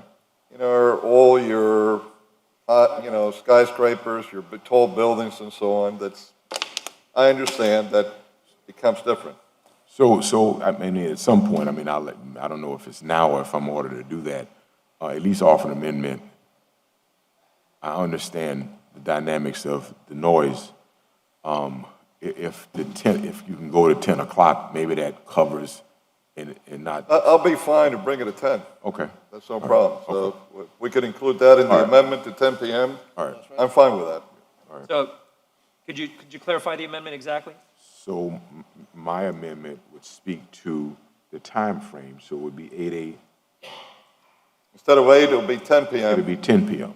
to 8 in the morning. Right, 10 to 8. Yeah. in those areas that abut 10 T5. p.m. to 8 Yeah. a.m. All right. Let me ask the legality of exempting particular districts, Carve-outs. carve-outs. Yes. Maybe the city manager can help, the city attorney can help me with that. Carve-outs have to be, we would have to give specific reasons as to why you would want to do any type of carve-out in order for it to be able to be constitutional. So we just have to give the reasons why you would want to do a carve-out. And what would those reasons be? Like, for example, we have scooters allowed in District 2. So what would those reasons be? Like, for example, the So for Omni, the the scooter- Omni CRA, as an example. Right. For the scooter ordinance, the reason why we were able to do it is because it was in the densely populated, mostly densely populated areas of the city, that scooters would be needed for that last mile type of transportation. So that's why we were able to have a good legitimate reason as to do the carve-out. It's also a pilot program, but Does planning? Because it's a Oh, pilot, sorry, go I'm ahead. sorry, Mr. Chair. It's because it's a pilot program. What's the constitutional started out- justification? Hold on. What's a constitutional justification, the difference in a pilot program and a regular city ordinance resolution? so for the pilot program, we start off to see if it even works. And that's why we had done the scooter program first as a pilot program, and then we were able to carve out the legislation based on the locations, based on the density. So you're asking for us to do something similar here, based on density? That's why I believe the DDA was carved out based on the density issues. Okay. I want to make sure that as a,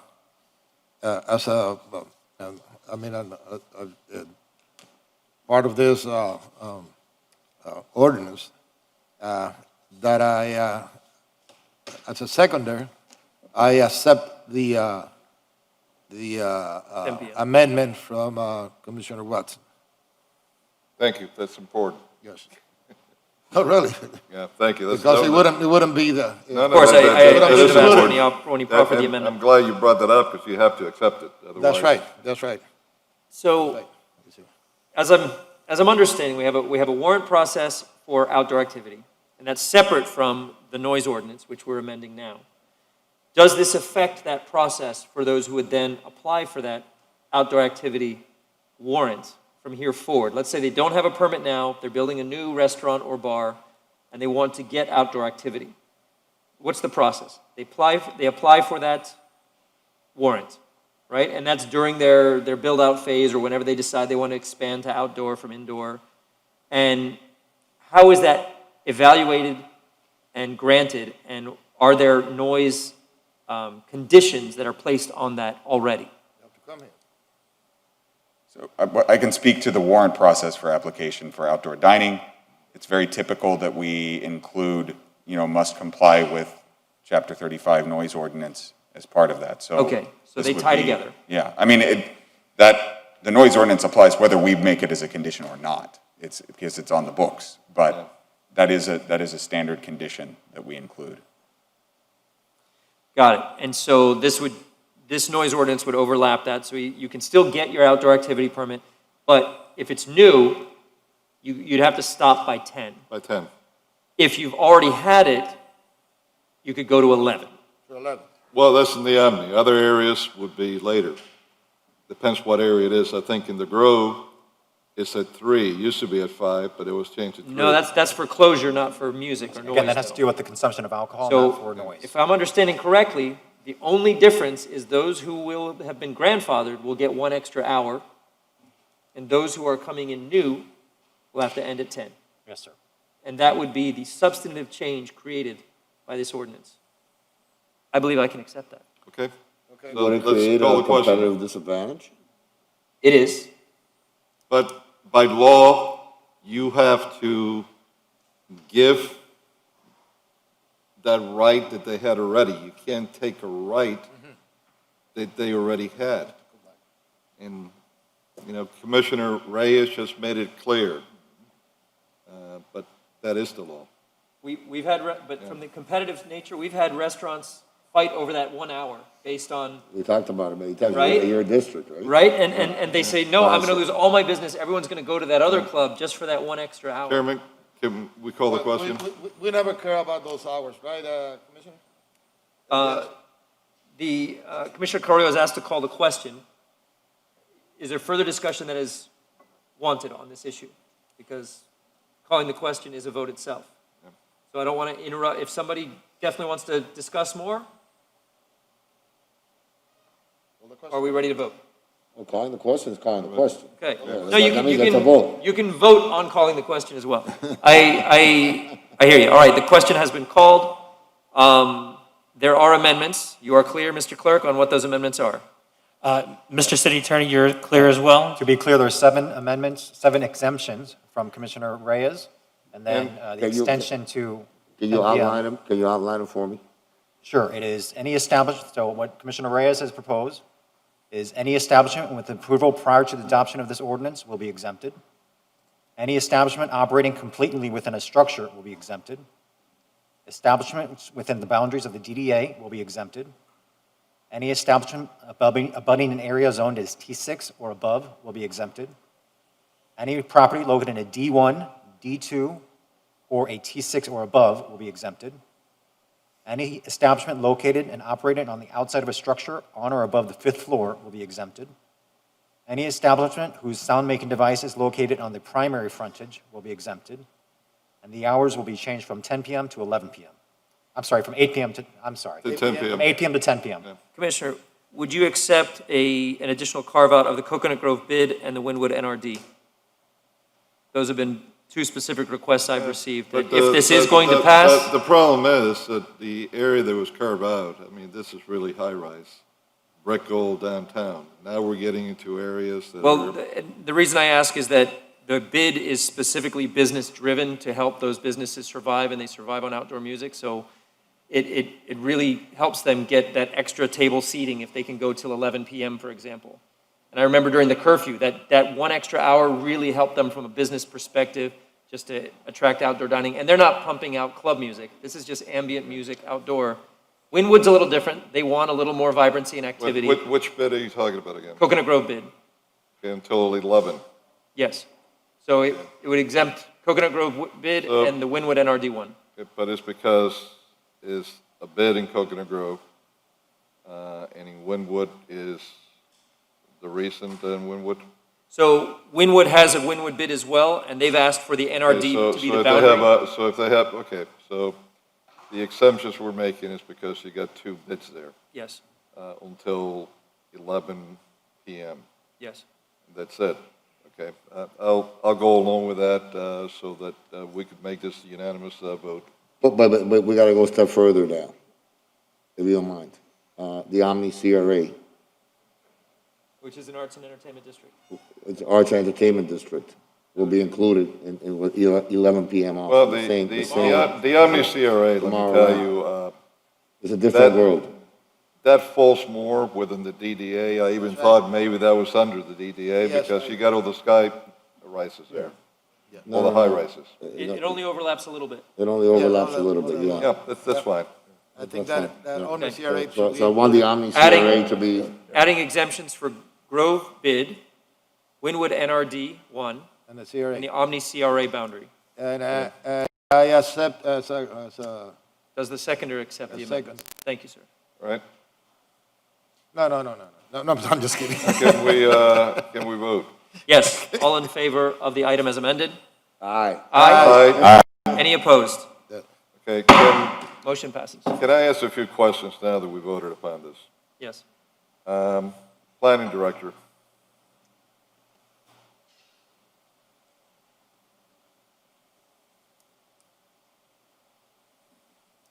Yes, sir. explain to me how some establishments could have gone until 3 in the morning blasting music with bands in this city. under what we heard here today? I can't explain that it's, at least that it's done legally. Excuse me? I can't explain how that would be done legally, that they have music outside. You know, No, I can't explain if they're only permitted until. From your answer, what it is implied that whoever was doing that was doing it illegally? Yes. Okay. So you would never give a warrant out, or you cannot give a warrant out, to have music blasting, to have music outside after 11 p.m.? No, nothing in the zoning ordinance would supersede the noise ordinance. I mean, it's always. So can you explain to me how the heck someone that has a full band, even has built a stage, I don't care what they call it, a stage, could have gotten away for years making life hell for a lot of residents in having this kind of music going on? This is a code question more than a planning question, I believe. Well, if you want to talk to code. Look, we can call our. We and I'm one of the first people that have thrown the monkey behind Code's back. But frankly, Code, for the most part, they're hardworking people that in the past have had some not too good supervisors and one lousy director. That I don't want to go any further because, you know, frankly, what this city needs in some of these departments is a real grand jury investigation. And I'll be happy to lead them to witnesses. But, you know, I'm just surprised with what I'm hearing here now on planning. You heard an attorney that came up here early representing an establishment in my district that claimed that they had applied for a warrant a year ago. Now, Mr. City Clerk,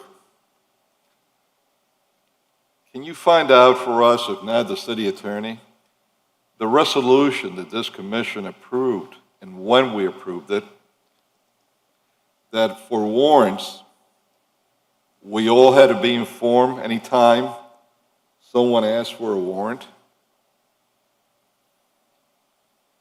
Can you get that up now? We'll research it right now, sir. Yeah, the city attorney would? Because on the, would you like why would there be a reason that your department, if that is the process, is planning, it didn't go to zoning first, right? Or it doesn't go to zoning? It's routed through zoning, but it's a planning item, and I believe, I'll confirm, but I believe we notify commission offices at the same time the notification letter goes out. Well, you will not send two notification letters, right? At different times? No.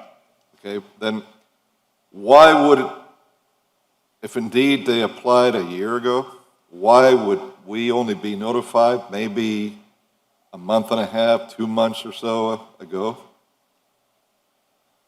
I'd have to see the specifics, but I believe that if you were notified then, that's probably when the notification letter went out. So why would if they had applied so much before, as they're claiming, why would that notification letter have gone out only then? There could be a variety of reasons. If it was an incomplete application, if we needed more information, if there were outstanding issues that needed to be resolved before. Would outstanding issues be if they were and had been doing this illegally for over 5 years before supposedly the application got to you? We look for open violations, typically, but not all history of previous violations necessarily. You have an establishment here that sent an attorney here today trying to pretend they're a lamb and wolves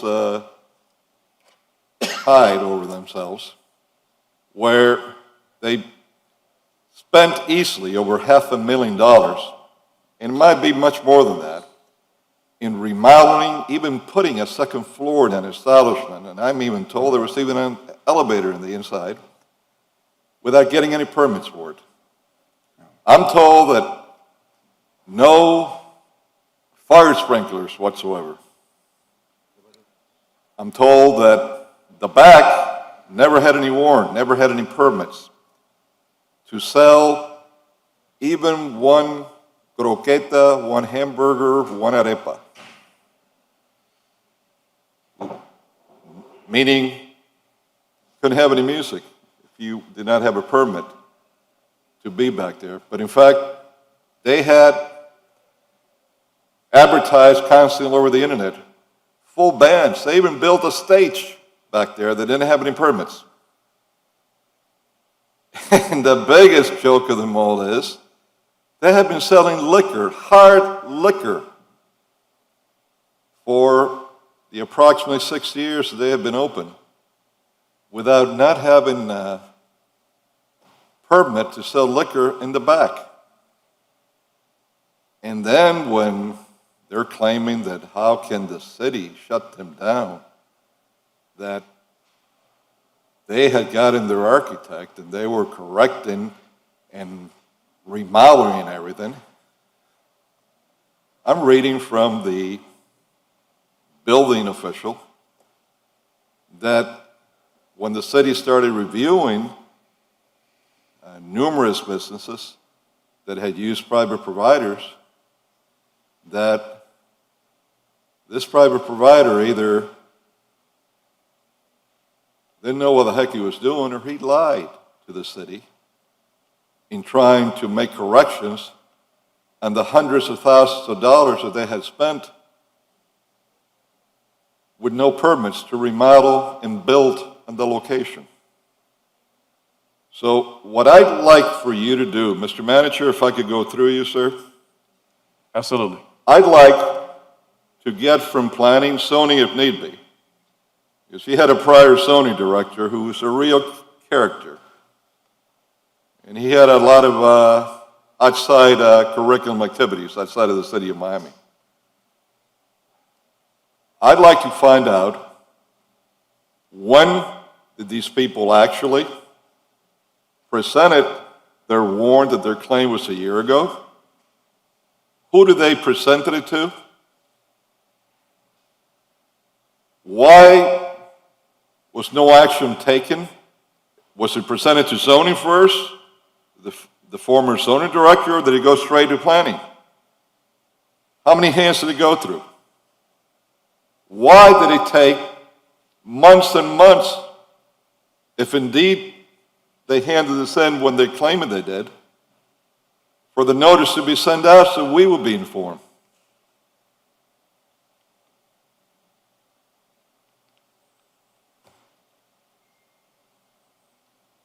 And my God, I would like to see if maybe someone could humor me and tell me how in the world can someone in the city of Miami spend hundreds of thousands of dollars in remodeling an establishment that the whole face of it, facing the street, you could tell was changed from the original. Everything was changed. No fire sprinklers, no permits in the back, but it was a concert every weekend night. And I mean a concert with a stage and everything else. Liquor being served illegally with no license. The city was lied to. The state of Florida was lied to. And it took the city all these years to realize that when they finally did a review of the recently information sent by a provider trying to correct what was never permitted before. And the city finds out that even that was either another whopper mistake or we would lie to again. And these are the people that are trying to play, Mary had a little lamb. And I'm only going there now. It's not the only place. But I really would see if someone could humor me and explain this to me, how this could happen. Because Commissioner, Chairman Russell, you're going to find that the same characters that did the whole shenanigans in those two buildings in Day Abbott and Coconut Grove, they were involved in this shenanigan. You talking about the developers or from our administration? I'm talking people in the city of Miami. So Because approval. nobody can get this done unless they have people on the inside. And, this is why we have had to present this ordinance here today. Now, that either the city clerk or the city attorney, did you find out from me Yes, sir. the resolution? Okay. This was April 26, 2018. So this would have been way before the 1 year's time that they claim where they filed this with the city. And it says the resolution of the Miami City Commission directing the city administration to amend the planning director's internal process to require warrant applications be submitted to the district commissioner for the district upon receipt of the initial application by the city of Miami's planning department. Why wasn't I sent that application upon receipt of the initial application? And I only received it, we'll get the date from my office, but it could have not have been more than 2 months from now.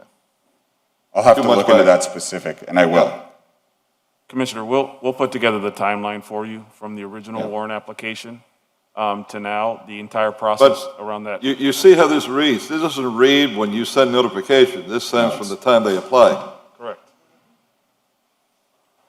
Correct. So this is why I want to see what Hanson went through. And, I'm not coming down on you, Jeremy. No, Nor am I coming down your predecessor. But we'll make sure you have I'm the trying to information. get to the bottom line. Absolutely. As to what happened here. Because I'm sick of people lying because they got money, and they've hired a little army of PR people. They could be out there spinning all kinds of lies to the media, and this is going to stop.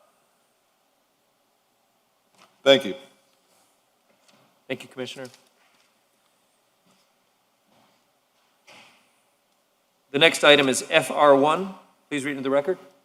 FR1 is an ordinance of the Miami City Commission by a 4/5 affirmative vote, amending Chapter 2, Article 10 of the Code of the City of Miami, Florida as amended, titled Administration, Code Enforcement, more specifically by amending Section 2-817, subsection B of the City Code, titled Administration Cost, Fines, Liens, to provide for expanded hearings for the special magistrates, and by amending Section 2-830 of the City Code, titled Alternate Code Enforcement System, to update the special magistrates' qualifications and amend the sunset provision, contain a civil review clause, and providing for an effective date. I move this is an extension of what we had before. And Come over there. okay. Thank you. For Motion by for the Commissioner record, Mr. Manager, residents will be going to the magistrates, and businesses will be going to code enforcement. Correct, sir. Okay. Good. Thank you. There's been a motion by Commissioner Correa, second by Commissioner Reyes. Any further discussion? All in favor say aye. Aye. Any opposed? Motion passes. Thank you. FR2, please read the record, pedestrian zone. FR2 is an ordinance of the Miami City Commission deleting Chapter 14, Article 2, Division 3 of the Code of the City of Miami, Florida, as amended, titled Downtown Development, Downtown District, Downtown Pedestrian Priority Zone, and amending Chapter 54 of the City Code titled Streets and Sidewalks, more particularly by creating a new section, a new Article 10 titled Pedestrian Priority Zones, establishing the Little Havana Pedestrian Priority Zone, setting boundaries, establishing standards for pedestrian comfort and safety, provided that this article shall govern in the event of conflicts, further recodifying and renumbering the sections of the City Code relating to the existing downtown pedestrian priority zone, containing a severability clause and providing for an effective date. Thank you. Is there a motion for FR2? Move. Moved by Commissioner Carollo, second by Commissioner Reyes. Any further discussion? All in favor say aye. Aye. Aye. Any opposed? Is that a no? Aye. Oh, sorry. Unanimous. Motion passes. Thank you. FR3 and 4 deferred. I'd like to take up the action items first before we go into boards and appointments. We have the planning zoning agenda, which is slightly shorter from some deferrals. Actually, why don't we do the boards and appointments? Let's do that now, and then we'll go into, we'll take care of the discussion items so that people who are here for that can leave, and then we'll take up planning zoning. Thank you, Vice Chair. BC 14, Mayor's Council on Global Competitiveness. Mayor Suarez will be appointing Saif Ishouf. Is there a motion, please? So moved. Moved by Commissioner Reyes, second by Commissioner Diaz-La Portilla. All in favor say aye. Aye. Motion passes. And BC 15, Miami 21 Report Ad Hoc Task Force. Mayor Suarez will be appointing Andrew Frey to the Real Estate Development category and Will Mularat as a planner to the task force. Second. Moved and seconded. All in favor say aye. Aye. Motion passes. Thank you, Vice Chair and Commission. That concludes the board appointments for today. Okay. Easy peasy Japanese. All right, next. What's that? Easy, Japanese. I'm allowed to say it. I didn't say it either. I just said what you say. Oh, he can say Read that. back the tape. All right. BU1, please. Status of fiscal year 20 and 21 proposed budgets. Good afternoon again, Commissioners. Chris Rose, Office of Management and Budget. I stand before you today to say that it looks like we're going to end last year, as you've all been briefed, about $2.7 million in deficit, which is a far cry from what we were projecting before that. We have put some items in place to make sure that this doesn't happen again, and be happy to take any questions based on the briefings that we've given you already. What do we put in place to make, Mr. Chair? I'm sorry. Yeah. Chris, what do we put in place to make sure it doesn't happen again? Sure. Two things in particular. We're going to be having monthly meetings with finance and budget and some of the larger departments that we missed this past time around. Second thing is, in August and September, we're going to have a go, no-go kind of thing where we did not do that this past time. Things kind of changed at the end of the year. We didn't catch it, and we need to catch it better this next time. I'm going to send you for Christmas a catcher's mitt, Chris, so that you're well prepared. Chris, I'm curious about something. My memory's not as good as it used to be. When did you come to work for the city of Miami from the county? What year was it?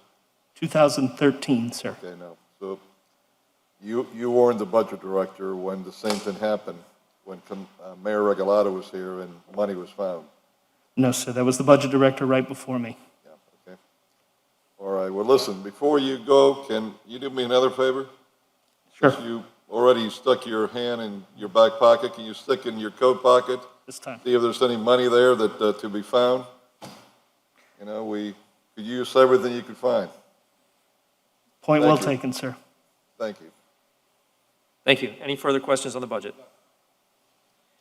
Thank you, Chris. Thank you. DI1, discussion of Southwest Street Tree Master Plan.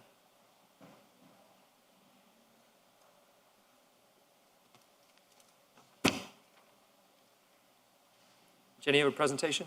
Yeah, there's a presentation.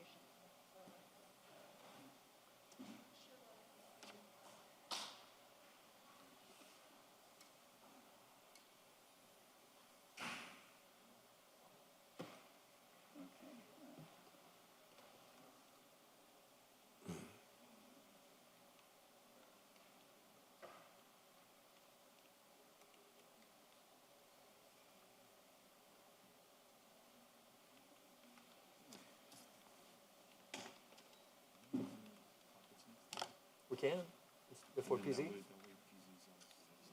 Deal.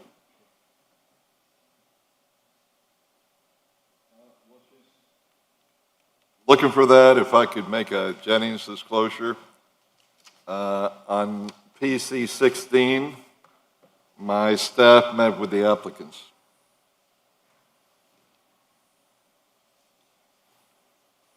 Noted, thank you very much. Thank you.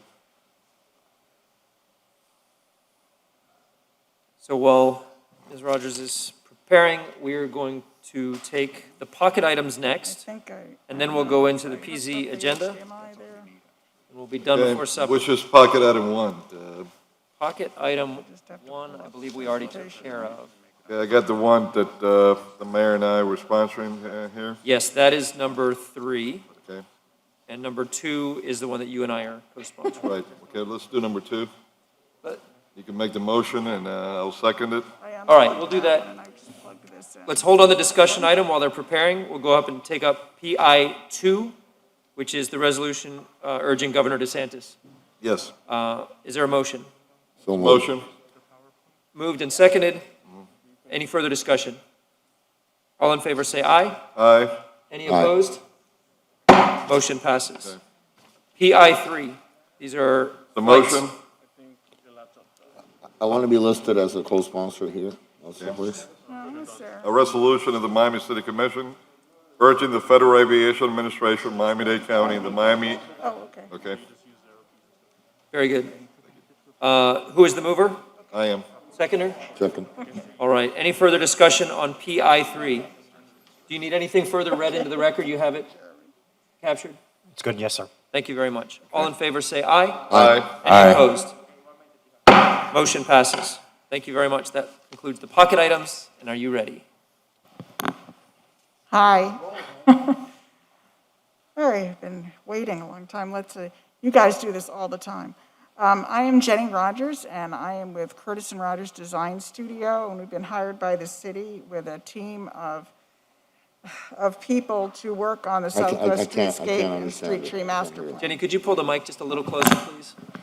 Thank you. Is that better? It is? Okay. So our team, as we said, Curtis and Rogers were the lead, but we were also joined by Lola, the local office with Walter Meyer, BCC Engineering, and eSciences are also on our team. This project it takes up the southwest portion of the city. It comprises 13 neighborhoods with 3 different commission districts. This area of the city was chosen because it has some of the lowest tree canopy and the densest population.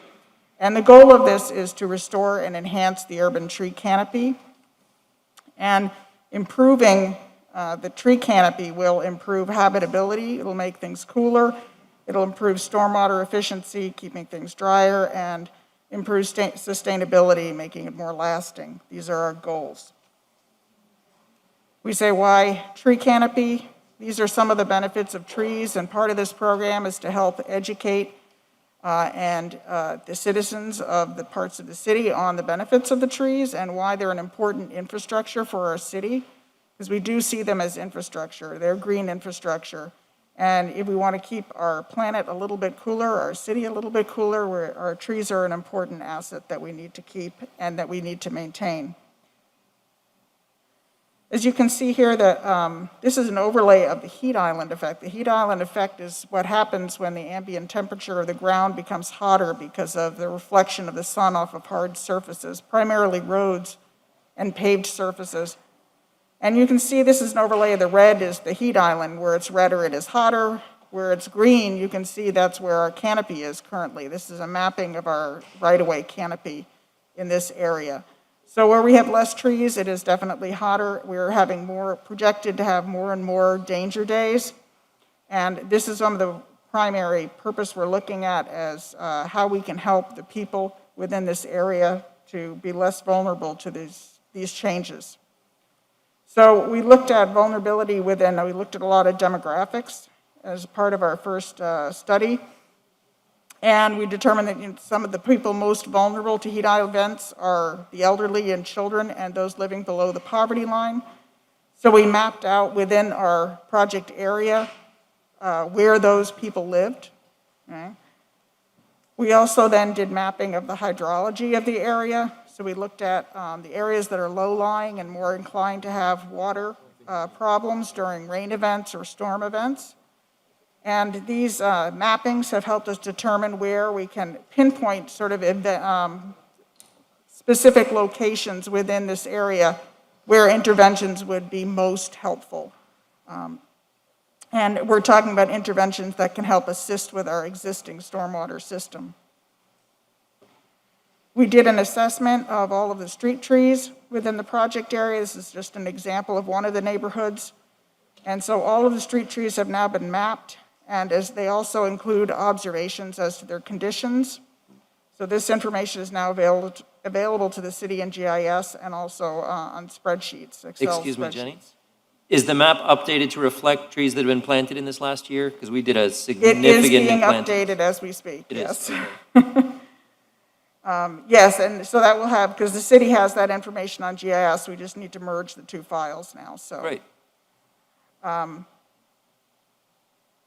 So we have mapped here is an overlay of, you're looking at the existing canopy. We overlay the canopy with the hydrology mapping and with our demographic information to determine what our priority areas are. So we determine that these areas within the project are the greatest priority because they have the people who are most vulnerable and they have the least amount of canopy at this time. Could you go back that one map there? That one? Commissioner Reyes, just north of Douglas Park is your district. What is it, 25th and north there? That seems to be one of the most sparse areas, except for the northeast section there. Although I do believe that that area has had some new trees. Yes. So this canopy mapping here was before the new trees, just FYI. So that'll get updated, okay. So those little new trees are not showing up on this because this was completed before those trees were planted. Is that Coral Gate there? Where is that there? No, it's south of Coral Gate. It's sort of north. It's south of Coral Gate. We started planting some trees in Coral Gate and in Shenandoah, and we're going planting all as much as we can. You see, we have a program. And also Auburndale, we need some trees. Yes, Where? Auburndale is up in the top there. That's That right. is an area that needs it It as is. well. Auburndale is around, let's say, from 27th Avenue to 37, and from Yeah, this area, this is 7 to Auburndale here. Flagler, to 8th. All that area, it is, they have the very low canopy. We're gonna try to plant as much as we can. But I have a great concern with the city of Miami and the tree planting program. You see, we plant the trees, but we don't maintain them. We don't maintain them. And there are certain areas, and particularly around my district, where we have people that they are all elders. Elders, and some of them are retirees, that they work all their life and they pay the house, the homes. And then they're leaving, but their income is fixed income. And I have a lot of complaints of trees that they are overgrown. And the branches are going almost on top of their roof.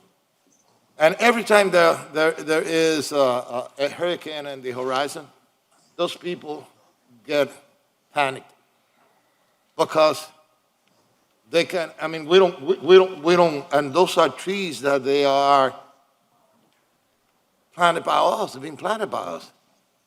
And they are overgrown, and they cannot cut them, that they cannot touch them, they can do anything with it, because we have this ordinance that if you can kill a person, but you cannot cut a tree, you see?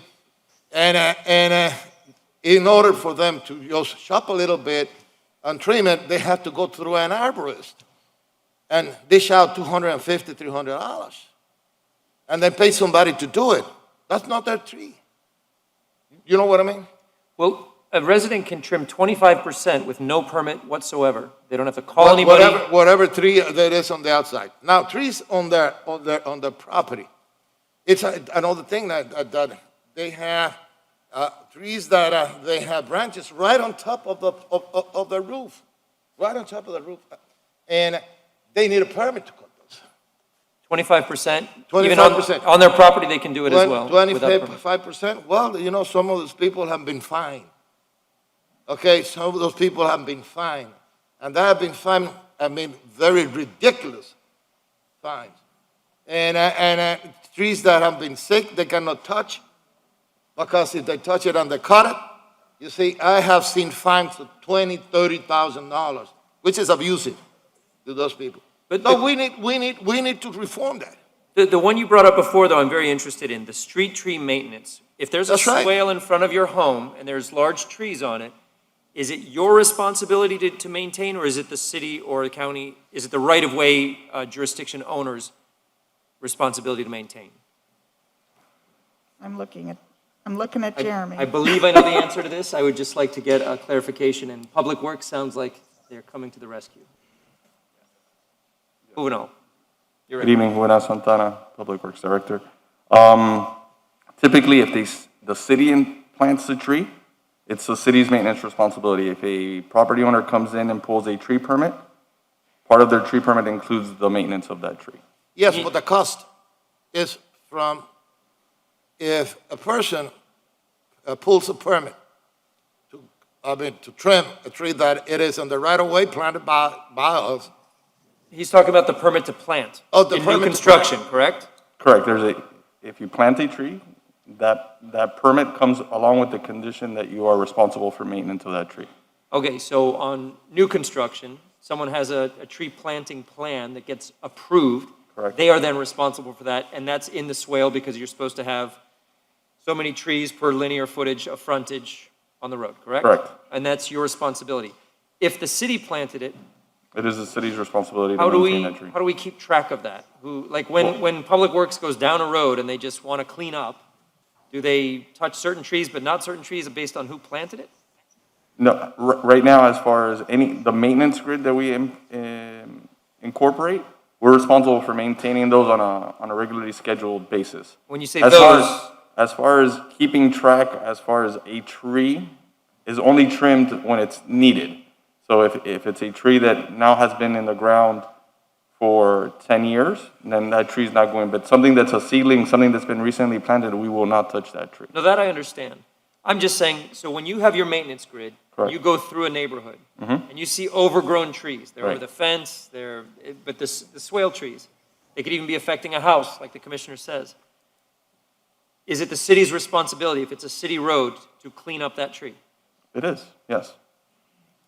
We could do better on that. Commissioner, right now, I must confess that since I got here, I started, when Jose was working with me, we started working on modifying the tree ordinance and tried to find a fund or one of the revenues that we received from the tree fund in order to have a maintenance program. To do street tree maintenance. And a street maintenance, and also a planning program. But we need a tree maintenance program. We need it. Particularly, you see, we live in Hurricane Alley. You see? And every single year when a hurricane season starts, there are two main concerns of the residents. One is the trees, and the other one are the drains that they are collecting. And I must congratulate you guys, because during this rainy season, your department did an excellent job in my district and all over the city of Miami, cleaning those drainage, and we didn't have as much flooding as other cities did. Congratulations, you did a hell of a good job. Thank you, sir. Thank you, Juvenal. Can I let Jenny continue? I apologize, I sidetracked when I saw That's okay. one of those neighborhoods and it just brought it to mind. Thank you. We've had many discussions about these things, so.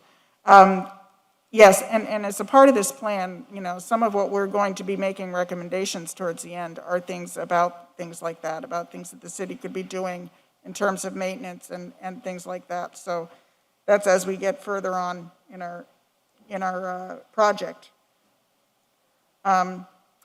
One of the things we've looked at, we have divided the streets into different typologies as we're looking at what is needed on those types of streets in order to plant trees. You can look here at the A and B street typologies here are streets that really don't need any kind of additional infrastructure in order to plant trees. And this is where you find most of the trees within our project area right now are on A and B streets.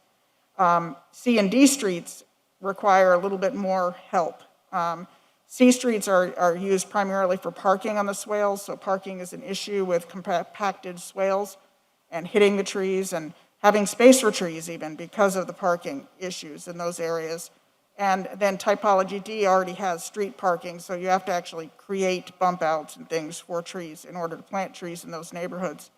So if you look at the map on the right, you can see that those greener areas are often within our priority zones. The green areas are ones that probably need a little bit more infrastructure in order to plant in. And that's why they're probably not planted in now, because they're not easy to plant in. So we need to, we're going to develop strategies as to how to get trees, more trees into those areas without impacting the neighborhoods in other negative ways. Because we know in a lot of those neighborhoods, parking is very prioritized. And we don't want to take any parking away. We just want to try to add trees into it. So part of our strategy here, our primary focus is looking at assuring that you get the correct species for the correct growing space. So a lot of the problems that we have with the current trees are because they're planted in too small a space. So when we only have a small swale, we need to make sure we're only planting small species trees, et cetera. So we're developing tree pallets that the city can use, so it gives a clear evidence-backed reasons and for species selection. This they can take to the homeowners as well as to the designers, whoever is developing land and stuff like that, so they're planting appropriate species for the size swale that they have. What we're looking to do next is community outreach, and we, I think, are having our first meeting December 1st, and we plan on doing 2 meetings. The first one is to gather information from the community. The second one will be to come back with some proposals for solutions. So we're starting our first round of evidence gathering from the communities, which is going to be a little more challenging with COVID. But we are, at this point, we are planning Zoom-based meetings to reach out to the neighborhoods. At these meetings, we will be talking about, like we said, the benefit of trees, and we'll be giving them some of the information specific information that we've gathered about their neighborhoods. So all of the trees that we have found there and where we found the deficiencies, things like drainage problems as well. As we move on, we're going to be developing specific neighborhood plant palettes. We'll also be making recommendations for green corridors to improve walkability within the neighborhoods, and recommendations for green and blue streets to aid in stormwater management. So these are all things that we're moving towards. And that's a sort of a brief overview of our projects so far. So if you have any questions. Thank you. Any questions for Ms. Rogers? No. I have my comments. Is there any action necessary on this? I know that No. they're working on that. Thank you very much. Yeah, thank you. And we're working with commission offices to set up particular meetings, and both via Zoom, and I think we're working for at least one outdoor meeting as well. Thank you. Thank you. Don't go far, Jeremy. We're starting the PZ agenda. Is there anyone else who needs to be sworn in? We have a few, Mr. Clerk, if you'd like to. Good afternoon, ladies and gentlemen. If you'll be speaking on the remaining planning and zoning items for today's agenda, may I please have you stand and raise your right hand? Do you solemnly swear or affirm that the testimony you're about to give is the truth, the whole truth, and nothing but the truth? And your response is? Thank you, Chair. Thank you. PZ 4 and 5 did not get deferred, did it? No, sir. Okay, let's take up PZ 4 and 5, please. Would you like me to read titles into the record, Mr. Chair? Yes, please. PZ 4 is an ordinance of the Miami City Commission with attachments amending ordinance number 10544 as amended, the future land use map of the Miami Comprehensive Neighborhood Plan pursuant to small-scale amendment procedures subject to section 163.3187 Florida statutes by changing the future land use designation from low-density restricted commercial to medium density restricted commercial of the .38 plus or minus acres of real property located at approximately 2824 and 2828 Southwest 37th Avenue, Miami, Florida, as more particularly described in Exhibit A, attached and incorporated, making findings contained a subrogation clause and providing for an effective date. PZ5 is an ordinance of the Miami City Commission with attachments, amending the zoning atlas of ordinance number 13114, the zoning ordinance of the City of Miami, Florida, is amended by changing the zoning classification from T4L, General Urban Transit Zone Limited, to T50, Urban Center Transit Zone Open. The property is located at approximately 2824 and 2828 Southwest 37th Avenue, Miami, Florida, is more particularly described in Exhibit A, attached and incorporated. Further accepting the voluntarily proffered covenant in substantially attached form and incorporated as Exhibit B, making findings, contain a subrogation clause, and providing for an effective date. Did you read both of them? That was both, yes. Thank you. Jeremy, if you could remind me, when was the last time this applicant brought a zoning request for the abutting properties to the north? Then maybe you can tell me, that's, if Jeremy doesn't. It was about 2 years ago. About 2 years ago. If you recall at that time, and gentlemen, I need your help on this, because this is the Douglas Road corridor from US 1 all the way north to, what do you want, Coral Way. We identified through that application that we have an incredible opportunity here for an upzoning incorporating affordability and or contributions to the Affordable Housing Trust Fund. You, Commissioner, negotiated on the dais. They were very generous. We worked it out, and then we directed planning staff to come back with an analysis of that corridor to do a sweeping change that would spur development and get us more affordable housing units or dollars toward the Affordable Housing Trust Fund. There was an analysis made, and I received that not long ago, but it really doesn't give, unless you can correct me, Jeremy, it doesn't really give a recommendation for a zoning change that really truly incorporates what we're looking for there. It just sort of analyzed what the conditions are in that area more than anything. Am I wrong? No, I think that's accurate. The preliminary analysis is primarily looking at existing conditions to think about what size an upzoning could take on. I think the next step is to analyze it in terms of if we want to make it conditional to, sorry, not conditional, but if it's tied to affordability in some way in a special district.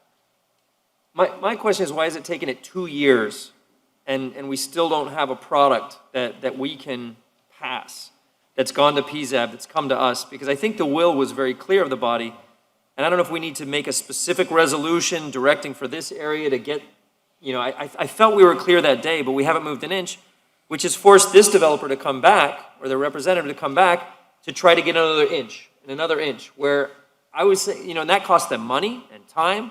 I want to open the door and say, smart development, healthy development that creates affordability is what we want. And so he's back with a proffer that is not quite commensurate with the proffer that he offered before. And he's offering to negotiate with us. And I said, listen, I'm not trying to negotiate with you. I'm not trying to haggle on this. I'm trying to spur this area, and I recognize what your client's doing. I want to encourage that. But I don't want to sell short our Affordable Housing Trust Fund as we offer entitlements that give value to your clients. And so my recommendation is either let us go through this process or perhaps make a proffer that is commensurate with what you proffered before.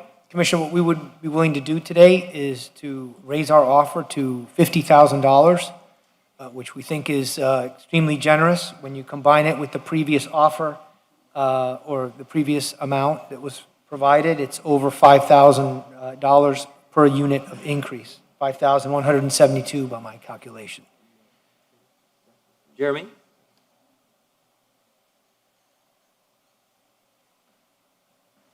They're proffering, if you could help me compare apples to apples, the proffer that was made on the last upzoning that they received. The last one was for a larger area. Yes. It was for the equivalent of 2 units, which was 5% of their area, at 80% city median income, or a payment of $100,000, so roughly equivalent of $50,000 per unit. This one, 5% of units equals 1 unit, which by that math would equal $50,000 per unit. And then can you Can you update me regarding Well, the AMI applicability? Well, but I think what they're getting at is the dollar contribution, and that was a $100,000 contribution, and it was an increase of approximately 18 units over what is permitted. And this would be an increase of 11 units for the additional land Right. at a proffer of 50,000, an additional 50,000, which brings the total to more than $5,000, $5,172 per unit of increase in density. So it's roughly commensurate with it. Is it commensurate? I think that Commissioner Carollo indicated at the last meeting, it's closer to 61 if you go right to the number. He's a better mathematician than I am. Is there any on-site affordability that you're providing? There is, it's the alternative. Yes, So it's a choice, one or the other, right? correct. And You make the affordability and also the cash? I'm sorry, Commissioner? Can you offer affordability plus? Yes, we're doing, contribution? it's either or. It's either or? Yes, it's either Or the cannot financial be contribution both? prior to permit or the unit But cannot contribution. be both? Well, no, not both. Okay, no, what I'm saying, can you offer affordability and plus, and also, I mean, increase? Well, you get the money and you do what you want with the Okay, affordability. well, increase the affordability, the amount of units, affordable units, or increase the amount of money? I don't know. it's I'm your not call. authorized to do that with my client today. so I'm trying to avoid us getting to this position because I don't want to be accused of contract zoning, that we are negotiating in exchange for zoning. I want a template that can be applied to an area that is fair. Fair for the developer, that incentivizes development, gives them an option. Let's say they're building luxury and they don't want to do affordability on site, they can pay into a trust fund, but I want that to be the more painful option, if that makes sense. I want to incentivize them to build on site, and only if they say, listen, no, we don't want to build on site, I just want to, put into the trust fund so you can use it elsewhere, that is a little more, you understand what I'm saying? Yes, and I think there's possibly two things. There's something called the linkage fee, which is where there's fees linked to certain increases or new development. There's also the approach that I think you saw with the NRD2, Wynwood Norte, where we were building in some of those. It's like, yes, you can do this by right, but this increase or a higher level increase means you need to include X number of units or payment into fund. It puts it out front. And then there's the inclusionary concept we did with T624B, Correct. which could be applied to a T5 zone in a different way. Yes, and These I are think the tools we need. those are things that need to be neighborhood by neighborhood to be Yeah. effective because of the variety of property values and conditions and appropriateness of different levels of zoning increase. I need the planning department to give us those options and tools so we can apply them neighborhood by neighborhood. Absolutely. And not be figuring it out as we go along. I think there are best practices out there, and you can see that the will is here to do this. The Yes. need is here, and I want to incentivize development to do what we need it to do for our residents. In the meantime, I'm not trying to hold up this concept. I appreciate that. And it's not your fault that the department hasn't, come up with this sweeping change for the area. And it would involve a public process, because there are residents who live there now, but there's a lot of potential there. There's a lot of potential there. We heard you loud and clear last time. All right, And- so Jeremy, you're advising that the proffer that's being put on the table now, both for on-site, the AMI and everything, as well as the option for a contribution, is commensurate with what they've done in the past. I'd like to get clarification on the AMI rate, because my understanding from the last version I saw was that this was tied to Miami-Dade County AMI? No, that's the prior. Okay, okay. So This one I is not. This one has apologize. been revised. Okay. The city. County? County No, it's the AMI? city. It's the city It's the AMI. city AMI. So then it would be equivalent. All right. Roughly. Okay. I'm fine with it. Okay. I think we need to see this area activated, and we need I more agree with you. affordability. That's a Thank good you very idea. much. No, Is thank there- you. Are there any questions regarding this project for the applicant? No, sir. Then I'd welcome a motion for both PZ4 and 5. So move. Moved by Commissioner Watson, second by Commissioner Reyes. Todd, you had a concern? And is the covenants being amended for the rezoning, or is that just going to be, a new covenant will be coming back for second reading? No, it'll be a revised covenant with that amount that I mentioned. For second reading? For second reading. And That's is this correct. coming back in second reading in December, Mr. Gauger, or is it January? This would be next like meeting, which in this case, So because of the holidays, we actually print quicker than we realize, so we'll need that finalized draft by Monday, please. You got it. December 10th? It can come December back? 10th. Perfect. Any further discussion? Sorry, Chair. Mr. City Attorney, so then PZ 5 is amended, or? It will not be as amended, this will be just, for second reading, we'll update accordingly. So Okay. it's as is? As is. The change will come in on between second first reading and second. with a amended covenant proffer. Thank you, Ben. Thank you. We're going to vote, right? Any further discussion? All in favor say aye. Aye. Any opposed? Motion passes for PZ 4 and 5. Now we're on PZ 6 and 7, land use and rezoning for Southwest 3rd Street. May I read Mr. the Chair? titles? Just a moment. I have disclosure to make, that I have met and I have spoken, I have spoken with the proposal, with the attorney and the owner of this property, which is in my district. Got it. Did you want to make a motion on the item? Or do you want a Well, I presentation have a first? couple of questions that I want to make. All right, we'll hold on reading the item. Okay. And I want to, Jeremy, Yes, sir. by right, they want to build a hotel there. By right, they have the right to build it? They have the right to build it on the T68. As high as what? The T68 portion, which is the portion that's fronting 42nd, which I believe is That's right. not the subject of this rezoning, that can be 8 stories by right and Okay. up to 12 with public benefit. Okay, they can build also an apartment complex if they want, a building if they want. Correct, yeah. Okay. Yes, it's a T68.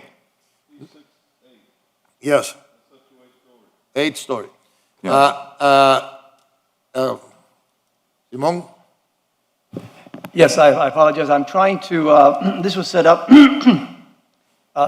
first of all, Simon, good afternoon. I remember you back in the University of Florida, you never were very technologically inclined. Can we get some IT help, please? This was set up for a PowerPoint. I'm hoping that the IT person who helped me before can come back here because it was set up, and I just don't have it here now. But I apologize, Commissioner. What was your question? I did ask, when you came to me, I asked that you meet with residents. And Yes. that you met with the residents, and you explained that what was going on in there. I also asked that, I requested that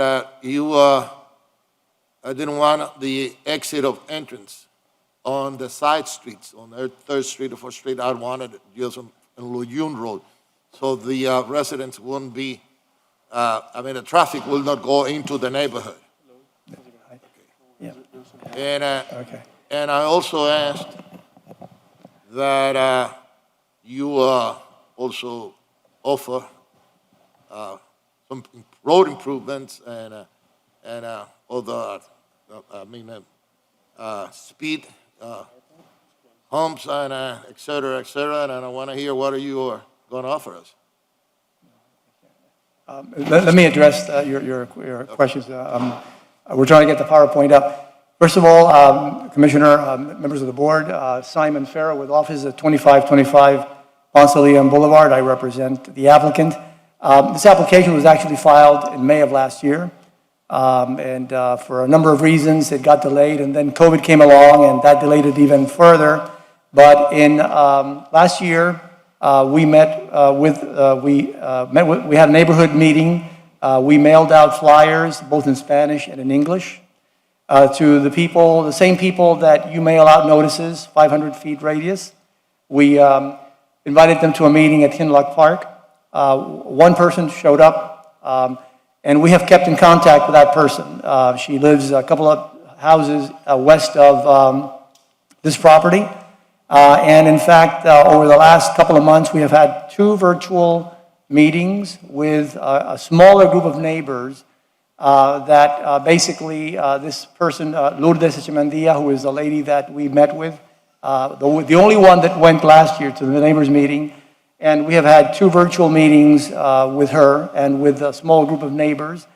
We also canvassed the surrounding areas. We canvassed from, now again, this is on the west side of Lejeune Road and 3rd Street. So the address is 4214 Southwest 3rd Street. So we canvassed from 2nd Street all the way down to almost 7th Street and 2 blocks west. And we have 53 signatures of support for the application, which I will submit for the record when I finish. So we have met with the neighbors. Now, we have not been able to agree on everything with the neighbors, so I cannot come here and tell you that the neighbors we met with support the application, but we have done everything possible to mitigate all the issues that were of concern to the commissioner and also to some of the neighborhood residents, especially traffic. Traffic, this application, and again, I wish I could,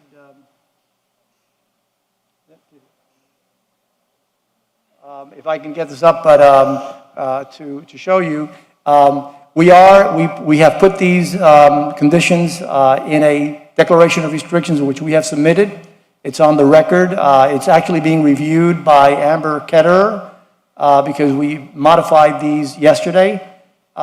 So we have, one of the things that we've done is we have committed not to have any exits or for vehicular ingress and egress off of 3rd Street. We have, all the ingress and egress will be from Lejeune Road. Now, this is a big offer and commitment on our part.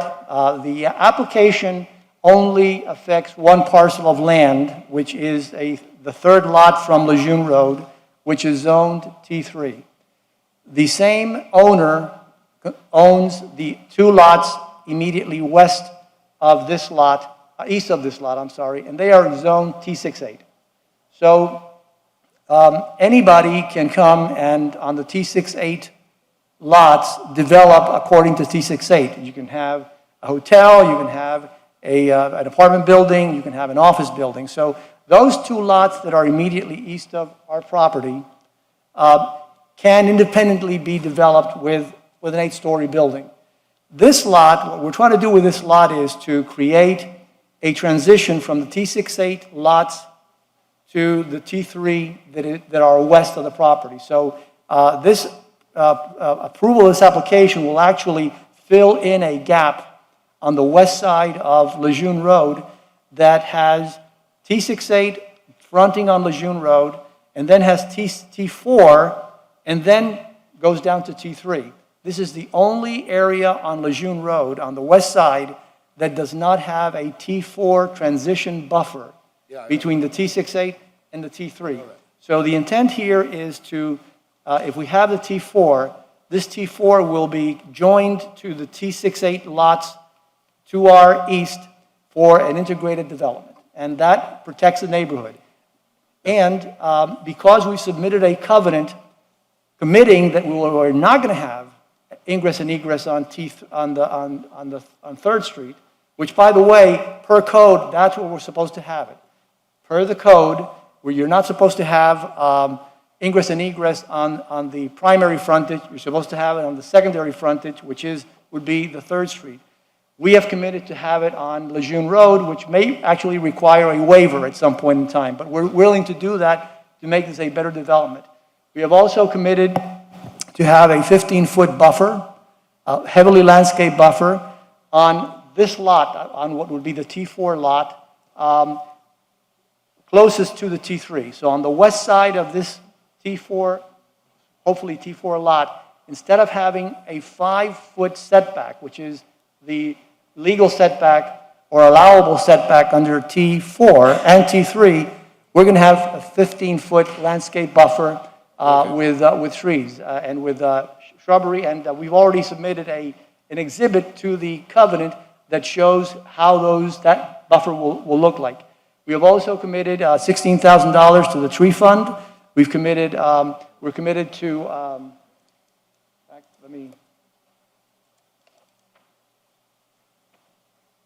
let me actually list them since I do have the declaration with me. We have the landscape buffer. We have the no ingress and egress off of 3rd Street. We have public benefits. We have job creation and employment opportunities where we're going to prioritize hiring from the surrounding zip codes. We have the street trees contribution of $16,000. We agreed to incorporate a public art component as part of the integrated development. We are going to make a $2,500 contribution to the arts funding. We're going to also make a $20,000 contribution to traffic calming within the area bordered by 2nd Street, 5th Street, and Lejeune and 44th Avenues. And if the neighbors at some point in time are interested in developing, we would participate in the restricted residential parking permit program to make sure that there's no parking in the swale areas. Now again, because all of our frontage and all of our ingress will be on Lejeune Road, it is absolutely impossible for any traffic emanating from this property, whether it's a hotel, an apartment building, or an office building, onto the streets because they are on Lejeune. Commissioner? Yes. What's your total financial investment in community benefits? The financial investment on the development of the property or? No, for community benefits. For community benefits. Oh, for community benefits? Yes. Well, you have the $16,000 tree fund, you have the $2,500 art fund, and you have $2,500. No, $2,500. $2,500. For arts funding, city's public art fund, to support visual and performing arts programming at Kinloch Park Elementary in accordance with Section 62661 of the City Code. And we have a $20,000 contribution to the city for traffic calming within the general area. Traffic calming devices like what? Like speed bumps. Speed bumps, I think, is what is... I'm sorry, what's your total contribution to that? $20,000. How much? $20,000. Okay. So how many traffic calming devices do you get for 20K? I'm sorry? One. How many traffic calming devices do you get for 20K? I'm not sure. I know you get at least one. I can tell you, only one. Only one, right? Only one. That's They have only one street. Right. Only one street, what's this, 44th Avenue? Or is No, it? 3rd Street, it's 42nd and 3rd. And 3rd, so that's our border, right? That's right. That's Okay. right. It's on the.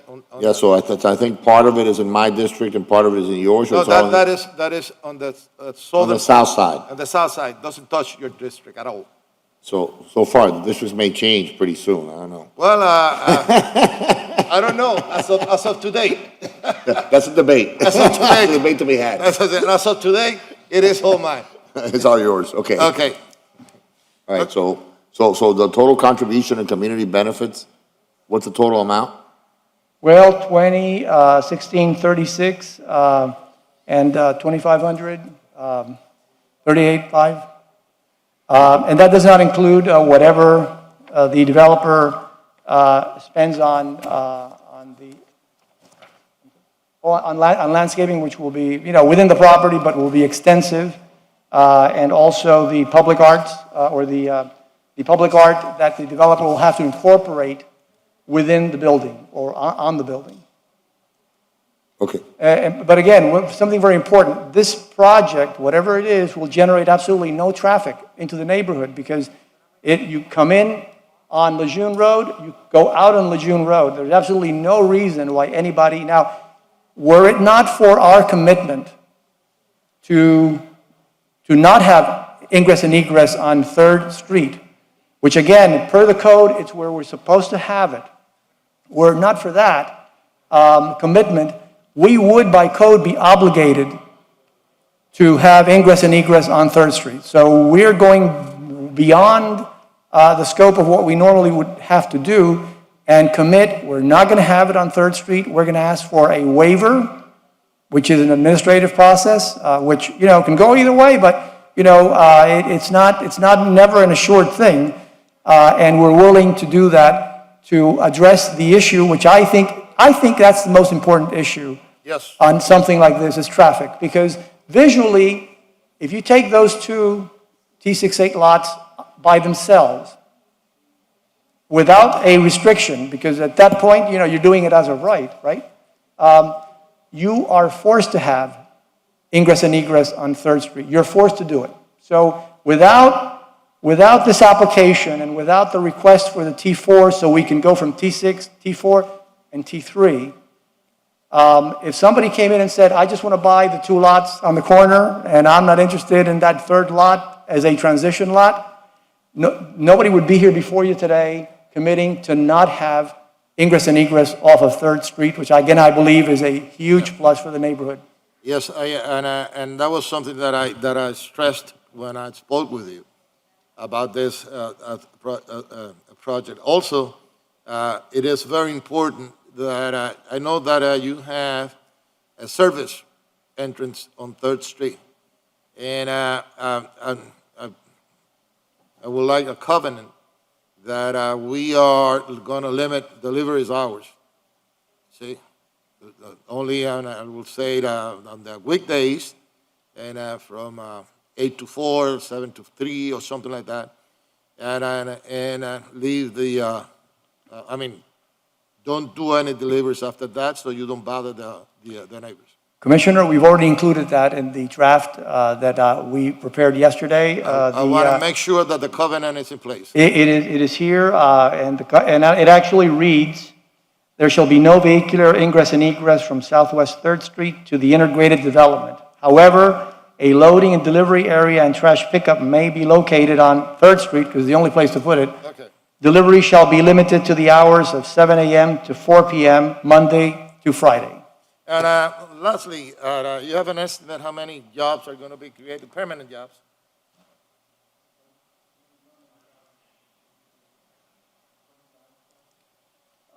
By the way, this is Mr. Benito Irastorza, who would be the developer. Between 20 and 30 permanent jobs would be created by this development, if it's approved. Any other questions? I move for those to be approved. Thank you. That's PZ 6 and 7 has been moved by Commissioner Reyes, seconded by Commissioner Carollo. Any further discussion?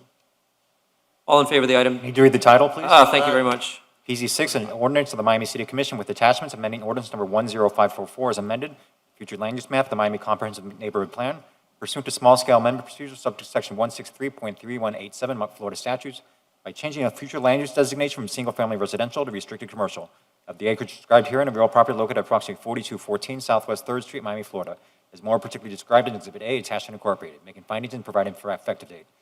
PZ 7 is ordinance of the Miami City Commission with attachments amending the zoning atlas of ordinance number 13114 as amended by changing the zoning classification from T3R, Suburban Transit Zone Restricted, to T4L, General Urban Transit Zone Limited, for the property located at approximately 4214 Southwest 3rd Street, Miami, Florida, is more particularly described in Exhibit A, attached and incorporated. Further accepting voluntary covenant attached and incorporated Exhibit B, making findings, containing several clause, and providing effective date.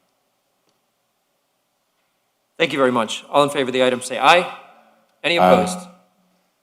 Motion passes. At Barnaby's expense, I'm going to buy us a little time here. Barnaby, could you read the remaining... Thank you all very much. Thank you, Simon. Thank you. Could you read the remaining PZ items into the record? That's PZ 8 through 16, except for 14. Yes, sir. PZ 8 is an ordinance of the Miami City Commission amending... That'll give us a few minutes if anyone needs to go to the bathroom. He'll just be reading into the record, and then we'll discuss and vote on each of them independently. But this will just get the reading of the titles out of the way. Thank you, Barnaby. I'm smiling underneath my mask. Yeah. Thanks, nothing under his mask.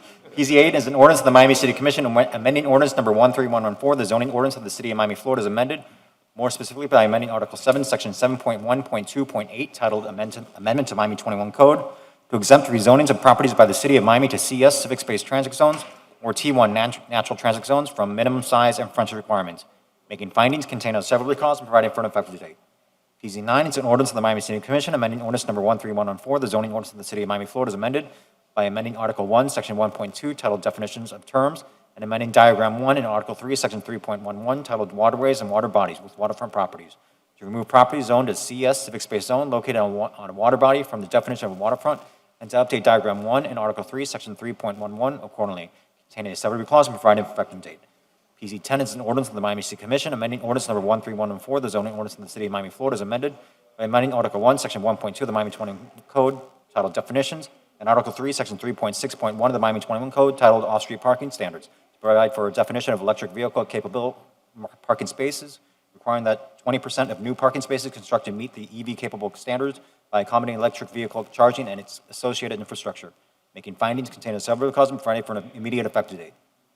PZ 11 is an ordinance of the Miami City Commission amending ordinance number 13114, the zoning ordinance of the city of Miami, Florida, as amended by amending Article 1, Section 1.2, titled Definitions, Article 3, Section 3.5.3, titled General Zones, and Article 5, titled Specific Zones, particularly by amending Section 5.4.2, titled Building Configuration T4, Section 5.5.2, titled Building Configuration T5, Section 5.6.2, titled Building Configuration T6, Section 5.8.2, titled Building Configuration CIHD, Section 5.9.2, titled Building Configuration D, and Section 5.10.2, titled Building Configuration D3, to provide for a definition of solar equipment, creating standards for siting and screening solar equipment in the T4, T5, T6, CIHD, D1, D2, and D3 transit zones, providing an exemption from height limitations for solar equipment, making findings containing a severability clause and providing for an effective date.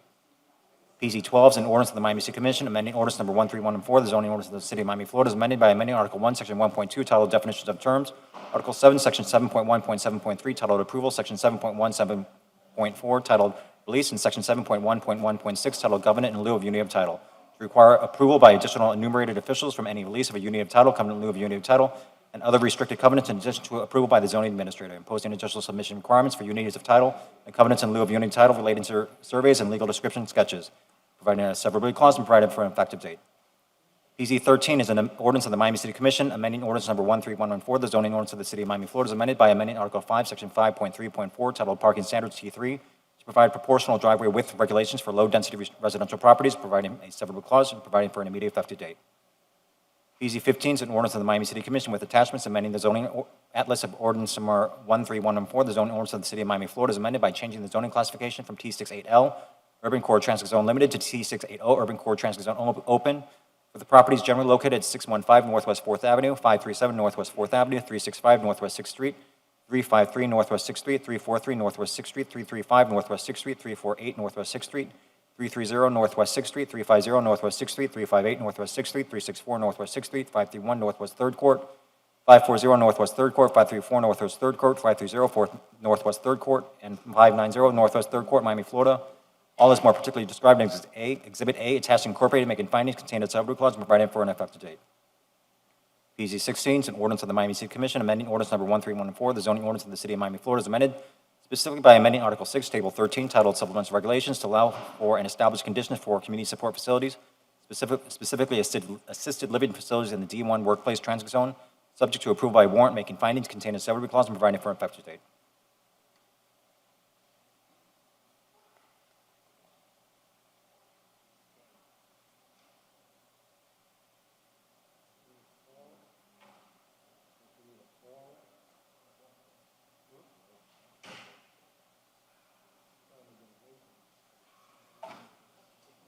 She reads too fast.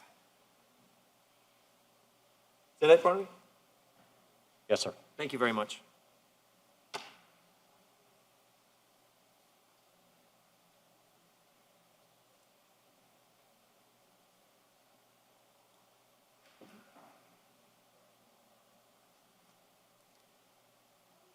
was trying to get done by 6 p.m. You think I can make it?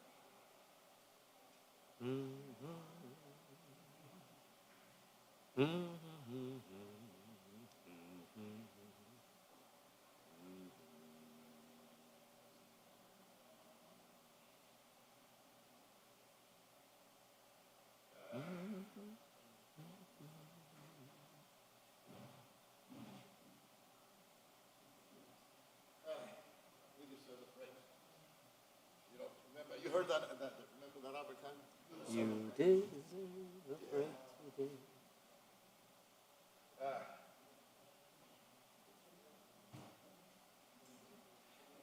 Chino, estoy loco por salir. I'm dying for you.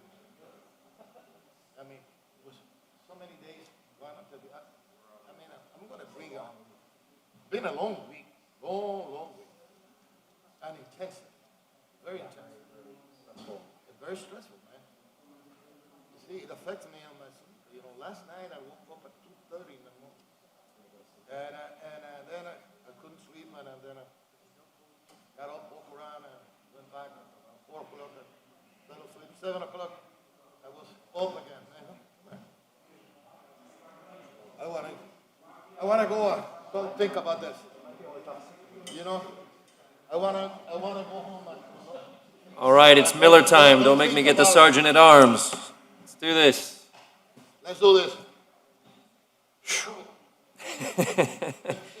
Commissioner Reyes is proffering a motion for PZ 8, 9, 10, 11, 12, 13, 15, and 16. Is there a second?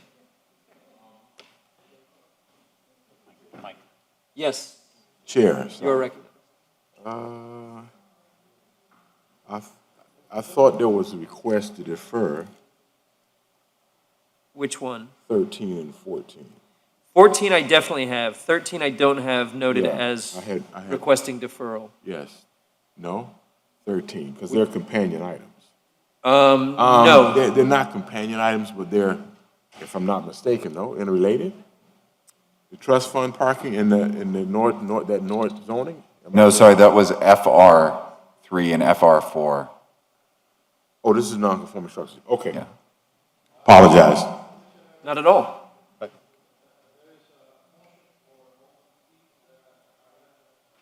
Yes, there is a motion. Is there a second for the remaining PZ agenda? Well, no, well, We're not going to move fast. We're gonna discuss them each, but he's just trying to put it all on the table. right, I know, I'm still young enough. PZ8 to pull it out, right? You want to take up PZ 8 separately? Yeah. All right. So, And Mr. Chair? Yes. There is a suggested amendment to both PZ 9, and I believe the District 4 has, Commissioner Reyes has an amendment to PZ 16. For PZ 9, the suggestion, this is coming from the City Attorney's Office, which I believe planning agrees with, for the amendment to Section 1.2, instead of the language that's there now, instead of making that change, to add language at the end to state, to clarify that the definition of waterfront is limited to the purposes of the Miami 21 Code only. So, hold on. so we haven't had a second yet. So if you want to take them separately, we can. We can move in second on each one, address each amendment, vote on each one. Of course, You prefer? Yeah, of course. All right. Of Would course. you like to make a motion on PZ 8 then? Okay, so for PZ 8, we have a motion from Commissioner Reyes, second from Commissioner Carollo. This is the small parks zoning text amendment. There's a motion, there's a second. Is there any discussion? Can you walk me through it?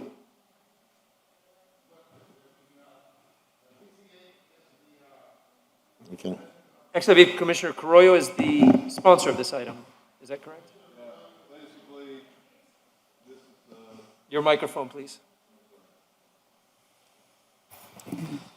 It's an exception to be able to have what some call mini parks that are under 40,000 square feet in the city, whether any district. Instead of having to come in, do each park, approve it, it's just a flat approval for any future mini parks that we do in any of our districts. So that's the bottom line. So what's the current process right now? How does it work? So, in order to permit a recreational use, like a park use, for instance, a T3, which is the single-family district, you are able to do it, but you have to go through a process of an exception, which is a fairly high burden. When you rezone the land first to CS, for one thing, it makes it more difficult for it to not be a park in the future. You know, it really locks it in as that park use. You still do need a warrant for the use because, again, this is something that could negatively impact the neighbors, so we ask for that process. So it would simplify the process for permitting park uses.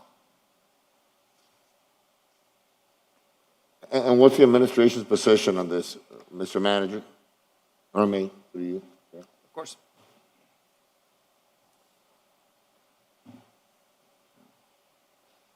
Are there unintended consequences here?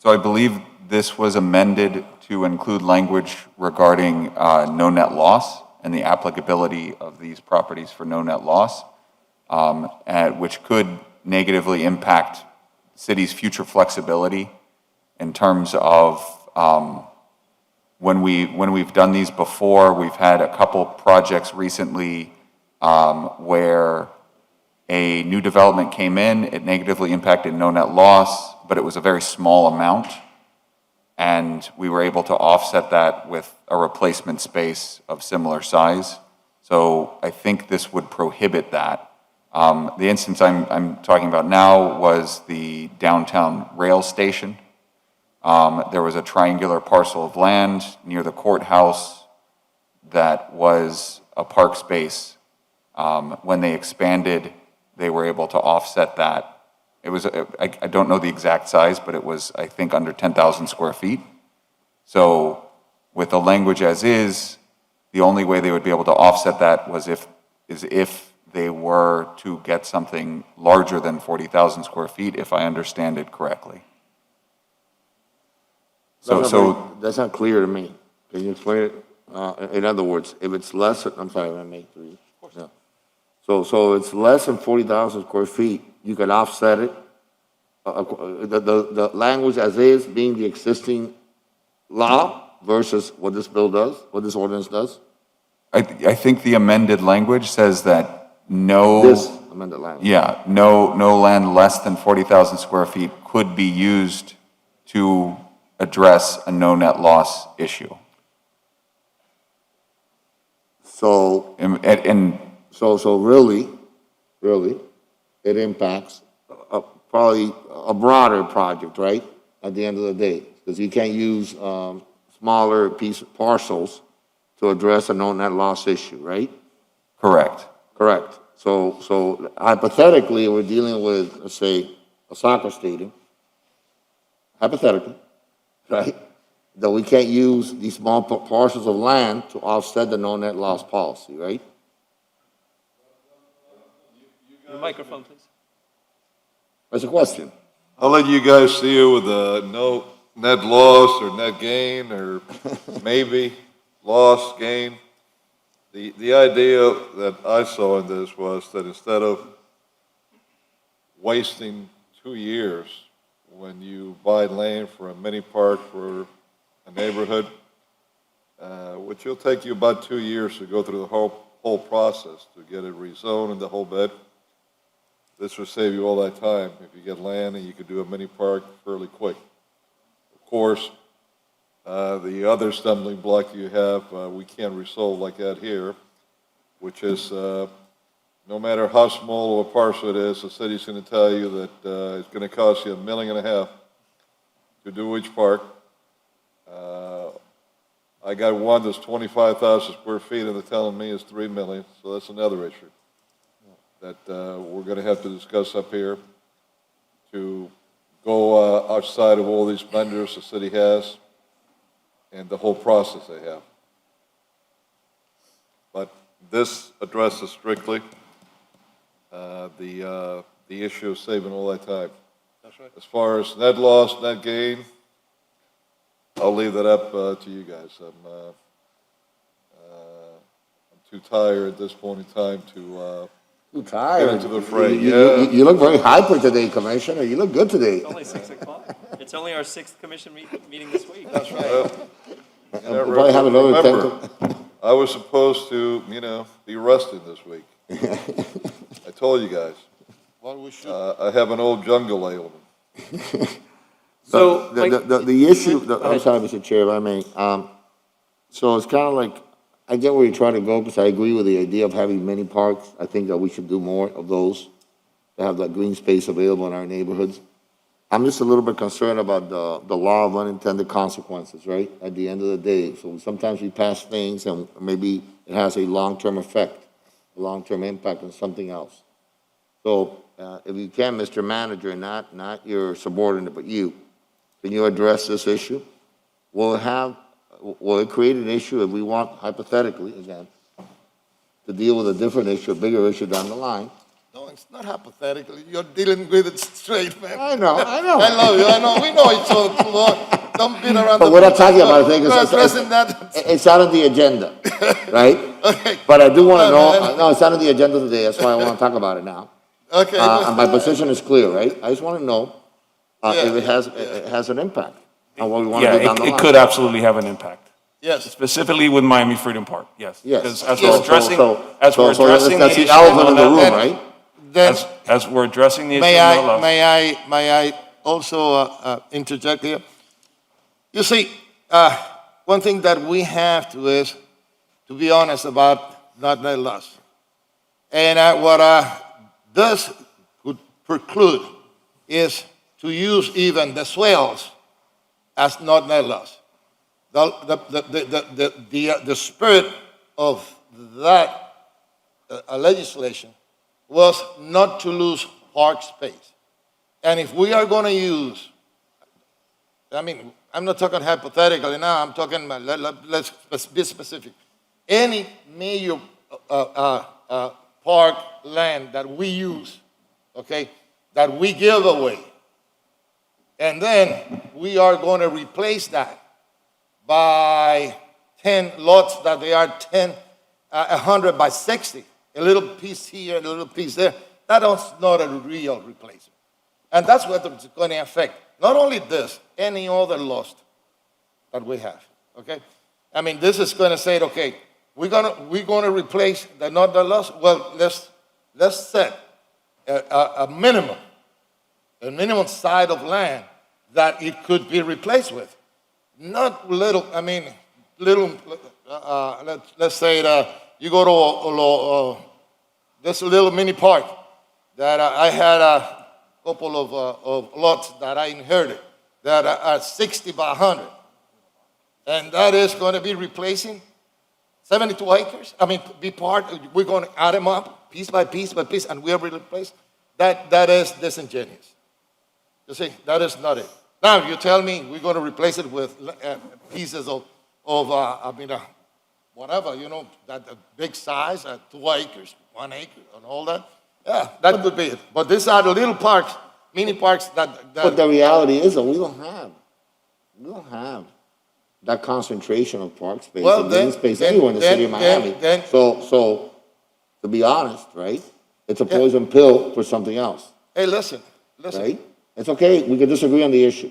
We're not We talking- disagree, man. That's we can we disagree. agree to disagree. I'm voting in favor of this. But the, and you but, vote but the against. idea of many parks is one thing. Either many parks are valuable or they're not. You can't make both arguments. It's either a mini park is valuable or it's not. All of a sudden you say it's not valuable when it comes to this situation, but it's valuable when it comes to that. Okay. It's either one or the other, right? know- So I think what this does is limit our flexibility, our ability to create, create additional green space to make up whatever we're gonna do somewhere else. So if somebody's gonna tie, I don't want my hands tied.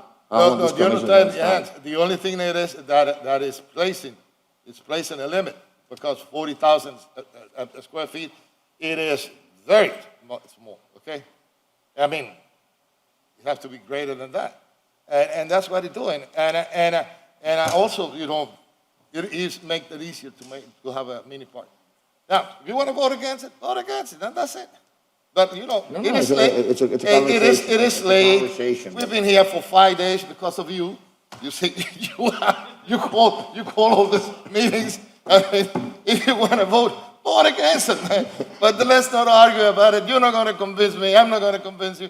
Let the people, let the chips fall where it may. Well, it's not about convincing. It's about having a debate about what the reality is. It is a debate. It is a valid debate. It's a debate that's a fair.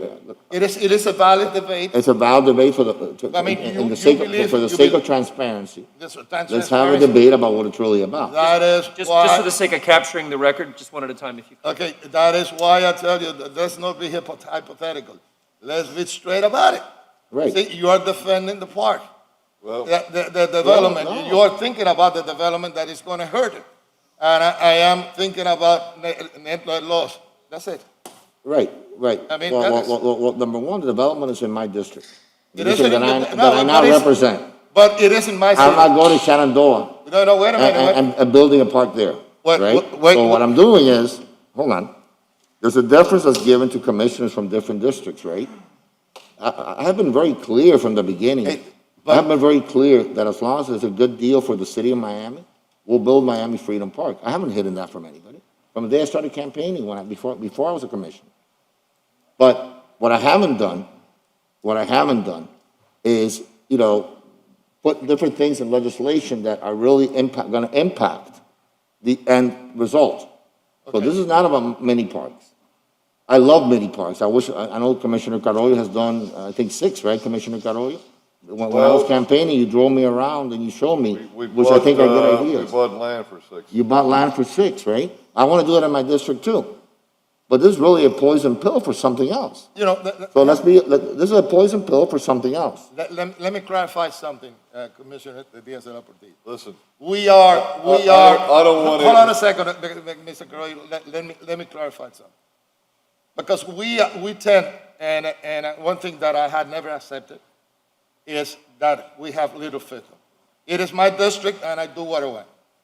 If I don't recall wrong, my title is City of Miami Commission. You are a City of Miami Commission. Any project that comes in my area, I mean, you're welcome. You're welcome, and we all should look out for the best of it. There was the other day we were dealing with issues that affected Commissioner Russell's district because we are City of Miami Commission. I mean, when you said it is in my district, yes, it is in your district, but it's in my city. You know what I mean?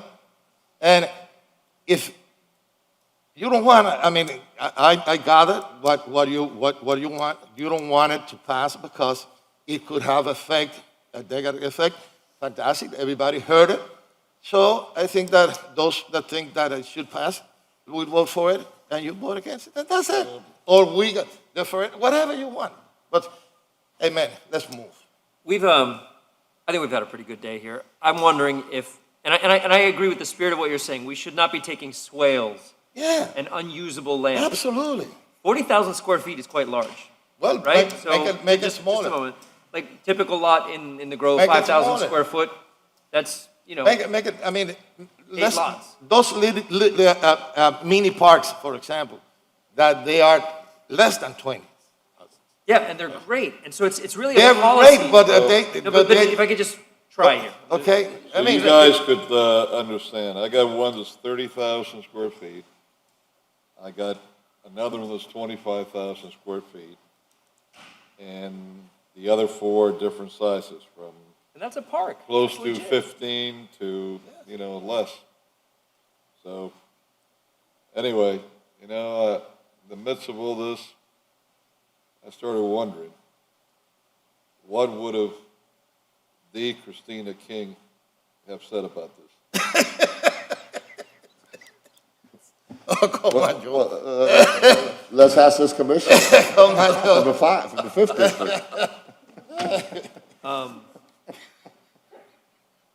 Before we go there, 'Cause it's all related, right? I think really it's about the size. I like the concept of It's where always you're about the going. size, right? I think we don't want to take advantage and swap out good parks for something that's unusable. But what's the smallest where you wouldn't consider it a good park? It might be a policy discussion. And listen, I 'Cause- don't know, this affects also existing parks. I don't know if we take any piece of it. Yeah. I mean, I don't know, I mean, what are the average size of these little mini parks that we have? Yeah. You see, I would say about 20,000. So if we were to buy 2 lots, 2 5,000 square foot lots and make that a park, that's a 10,000 square foot. Okay. And Those are the ones that I don't want to exceed. You see, those 20,000 or 10,000 be used for, the replacement for nothing. would you like to proffer an amendment? Proffer and, Sounds like he's open. Maybe you can proffer the amendment. Well, I'm trying to find what that balance is, because well. I agree, like a 5,000, maybe a 5,000 square foot lot, fair enough. I am not the sponsor. The sponsor is Carolina. Who was the mover? I'm moving. If you're the mover, you can accept the amendment. Well, And he actually specifically said when it comes to this issue, he's gonna leave it up to the dais. I mean, offer it a size and I accept the amendment. It's like 20,000.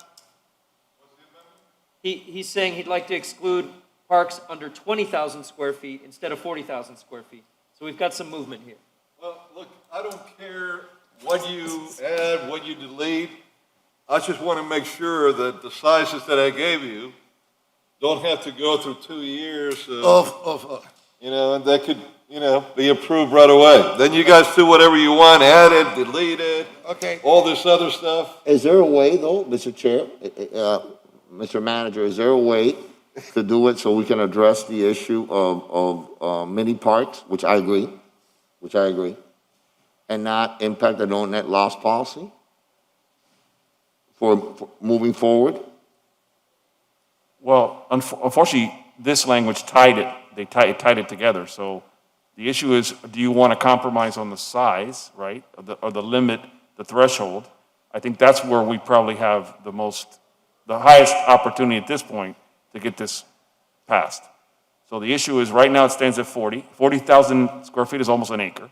So I know, I think if we get it somewhere south of 20, Mr. Manager, what did it you would say? make a lot of sense. So Mr. Chair, Let's reduce it. Mr. Manager, what was your comment? 40,000 is what? 40,000 square feet is almost an acre. So it's Right. it's a pretty substantial piece of property to not have the flexibility to be able to use it for no net loss. So what I'm saying is, if the proposal's 20,000, I think, There is no proposal. We're having a conversation. well, whatever it may be. So I just think it needs to be somewhere south of that to give us the flexibility. How far south? You want to throw your number? I say 15. I say 20. How about 17 and a half? We all good to go? Well, 18. And just that's the it. planning staff a nightmare. 18, and that's it. But I mean, he has a site Okay. that's 30,000 square feet, so in the spirit of, I got one that's 30,000, one that's 25,000. That's right, that's it. Right. You recognize? no, I'm saying he's at 30,000, 25. 25. 17.5 is not gonna work, right? 25,000 is what he has. Because it's just as much procedural as it is no net loss. I mean, I've tried to deal with that issue. Even if you try to do 100 feet, you gotta replace it somewhere, so now it's got a bigger problem. So, I don't know, this commissioners. So obviously, we're dealing with two things. One is the spirit of the initial spirit of the legislation, which gives flexibility for smaller parks. So I'm gonna move for 50, I'm gonna make a motion for 15,000 square feet. No, I would not accept that, because we have a park, which is Fairlawn Park, which is anything less than 25,000 could affect, and it could affect him also. I'm sorry, I don't understand. I have a park which is 25,000. Yes? I mean, it's over a little bit, but anything less than 25,000, it could affect his park. It's going to affect. I just guess, I don't understand, what do you mean, anything less than 20, you're talking about the no net loss policy, right? No, I'm not talking about what he's trying to do. It's going to be also net loss, but he wants to, he wants, what do you want? You want to just to go right ahead and do the parks without all the, I do. What I'm told, though, is that the two big parks that I have are each a couple of parcels. One might even be three, so if that's the case, then I'll be fine with the 15,000. Well, no, I won't be fine with the 15,000 because one is 18,000. Yeah. So you're going to have to split the baby a little higher than. 18,000 on one? Yeah. Or 18,000? 18.5. 18.5, okay, I move 18.5. Let's check, because this has to do with rezone and plating, okay? Mostly than anything else. I want to check that, I'm putting land together for a park, which is going to be bigger than 40,000. I mean, it could be used. It is in Flagami. But you see, if this is going to affect 15,000, it's going to affect the rezoning and plotting, I cannot accept it. But I wanna make sure it is. But let me introduce a hypothetical where this could cause an issue, because let's say we have a mini park in a Okay, neighborhood. 15 is fine. We do a unity of title and that's it. 15 is fine. Okay. No, I need 18. Oh, well, 18. And change, because I got 18. one that's 18. It's 18.5, I think we said. 18.5? You said 18.5? You all lost me, but it feels like you have a consensus, Okay, so I'll go with it. 18.5. I accept the amendment for 18.5. Before we do that, Mr. Manager, does that work? Okay.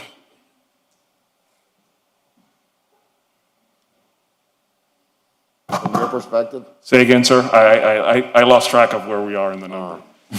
There's an amendment. The 18,500. Can we try to get to like a round number, which would be great? I mean, 18,233, or no, okay. just something that's a little easier to manage than 18.5. I mean, just help me out just a little bit. 15, 20, one of the two maybe. Does 20 work? Just because I just think we need to get to a round number. 18 We're we're fine with it. overcomplicating it. Well, because I think we need to accomplish, if I may, Mr. Chair, we need to accomplish two things. I agree with Commissioner Carollo, 100%, that we need to have the ability to fast track our mini Absolutely. parks, because I want to do that in my district. Alpata and District 1 does not have the amount of mini parks that we need. Yes, you do. So I get that. You I need don't more want to have to parks. wait 2 years for that. No, you need to move. But I also don't want to impact. Something else is going to happen in District 1, or may happen if we can come to consensus, which is a major development in District 1, right? With City of Miami, but also within District 1, Yes. right? So I want to see if we can get there without impacting our no net loss policy at the end of the day. If 20,000 works for your purposes, or you're promoting, right? Because you're supportive of Miami Freedom Park. Let's be honest, right? No more hypotheticals, I agree. So does that work? Does 20,000 square feet work for you? Yes. Okay, so that's the amendment. That's right. That's 20,000 square feet, that way we accomplish both things. Hallelujah. Yeah. Hallelujah. So that's my amendment to. The amendment, I accept the amendment. Thank you, sir. Seconder? Second. 20,000 then, right? Your Yes. 20,000 is. Yes. You got an extra 1,500 square feet, That's right. Commissioner.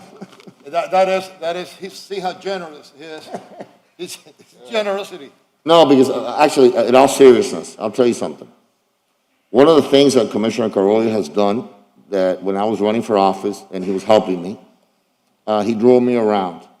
And he had this vision, which I thought was a great thing, and a vision that he's bringing to fruition of creating many parks within neighborhoods.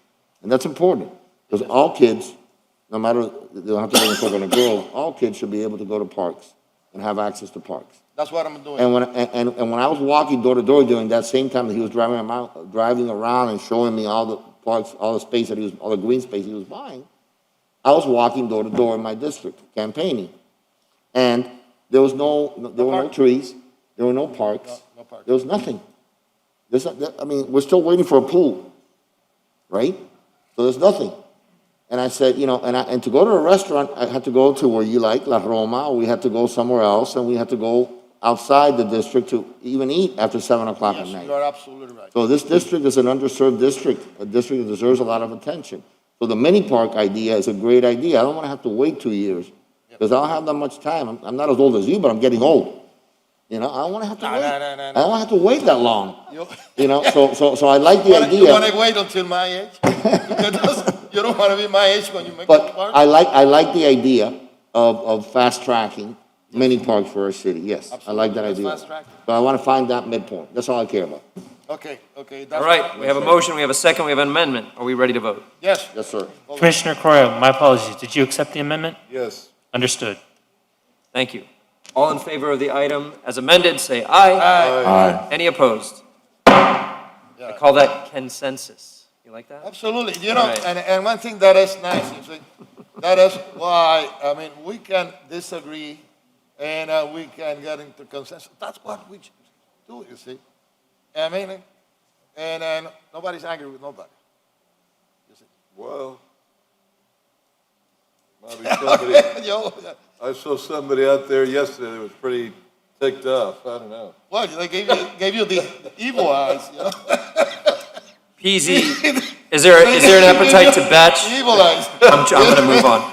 Is there an appetite to There were a batch some couple of of the them. There were a couple of them. Okay, what? PZ 9, 10, 11, 12, 13, 15, and 16? Is there an appetite to batch those? I move it. Move. Second. Okay, there's been a motion and a second. Are there any amendments we need to consider for these? Yes, Mr. Yes, Chairman? that is one for, to make it more specific, a 9. Which item, Barnaby? So for PC 9, the Listen, city to make attorney's it office, specific to that area. Oh, yes, that's already been captured, correct? That's right. I've suggested it. I don't know if there's been a vote on the PC 9. No, but PZ9, hold on. I know we're in a rush, everybody's tired, I get it. But these are planning and zoning matters. These are important things that we're doing, right? Yeah. You want me to explain PC9? We can do this all night long. I can too, I have tremendous energy here. So PZ9, let's walk through PZ9. Tell me, Okay. walk me through it. Okay, I did explain that first time, sir. You see, I'm old. You don't remember things. You see, I'm going, I get the Well, years. I forget things. I get the years, and you get the effect of the years. My years are affecting you. And this is for, we are doing in Robert King High. Right. And we are trying to build a facility for girls volleyball. Right. There is not a single facility like that in the city of Miami. And there's going to be, there are going to be trainers and all of that. And it is a sport that provides lots of scholarships to girls. It's very popular. I didn't know, you see. Just like golf, girls' golf is, good golfers, they get a scholarship or whatever. I didn't know that either. And in order to do that, we have to change, have legislation that we don't have to go into a referendum. But what we are making it is this legislation is specific to this. You see? Right, so, but what I read about it is this kind of a carve-out to our waterfront referendum? Yeah. This is a carve-out to our waterfront right. referendum? That's Okay, right. that concerns me. Oh, well, it concerns you. Oh, no, it's not, if I may. Right, Well, Mr. Chairman. hold on. You have not been recognized. It's always through the chair. So is it a carve-out for a waterfront referendum requirement? Mr. Chairman, in order to, that's why we're Go proposing ahead. an amendment. Let the city attorney, hey, quiet. Mr. Chairman, that's why we're proposing an amendment to clarify that it's not necessarily a charter carve-out, but the definition for water body is limited to Miami 21 purposes. It has no effect on the city charter.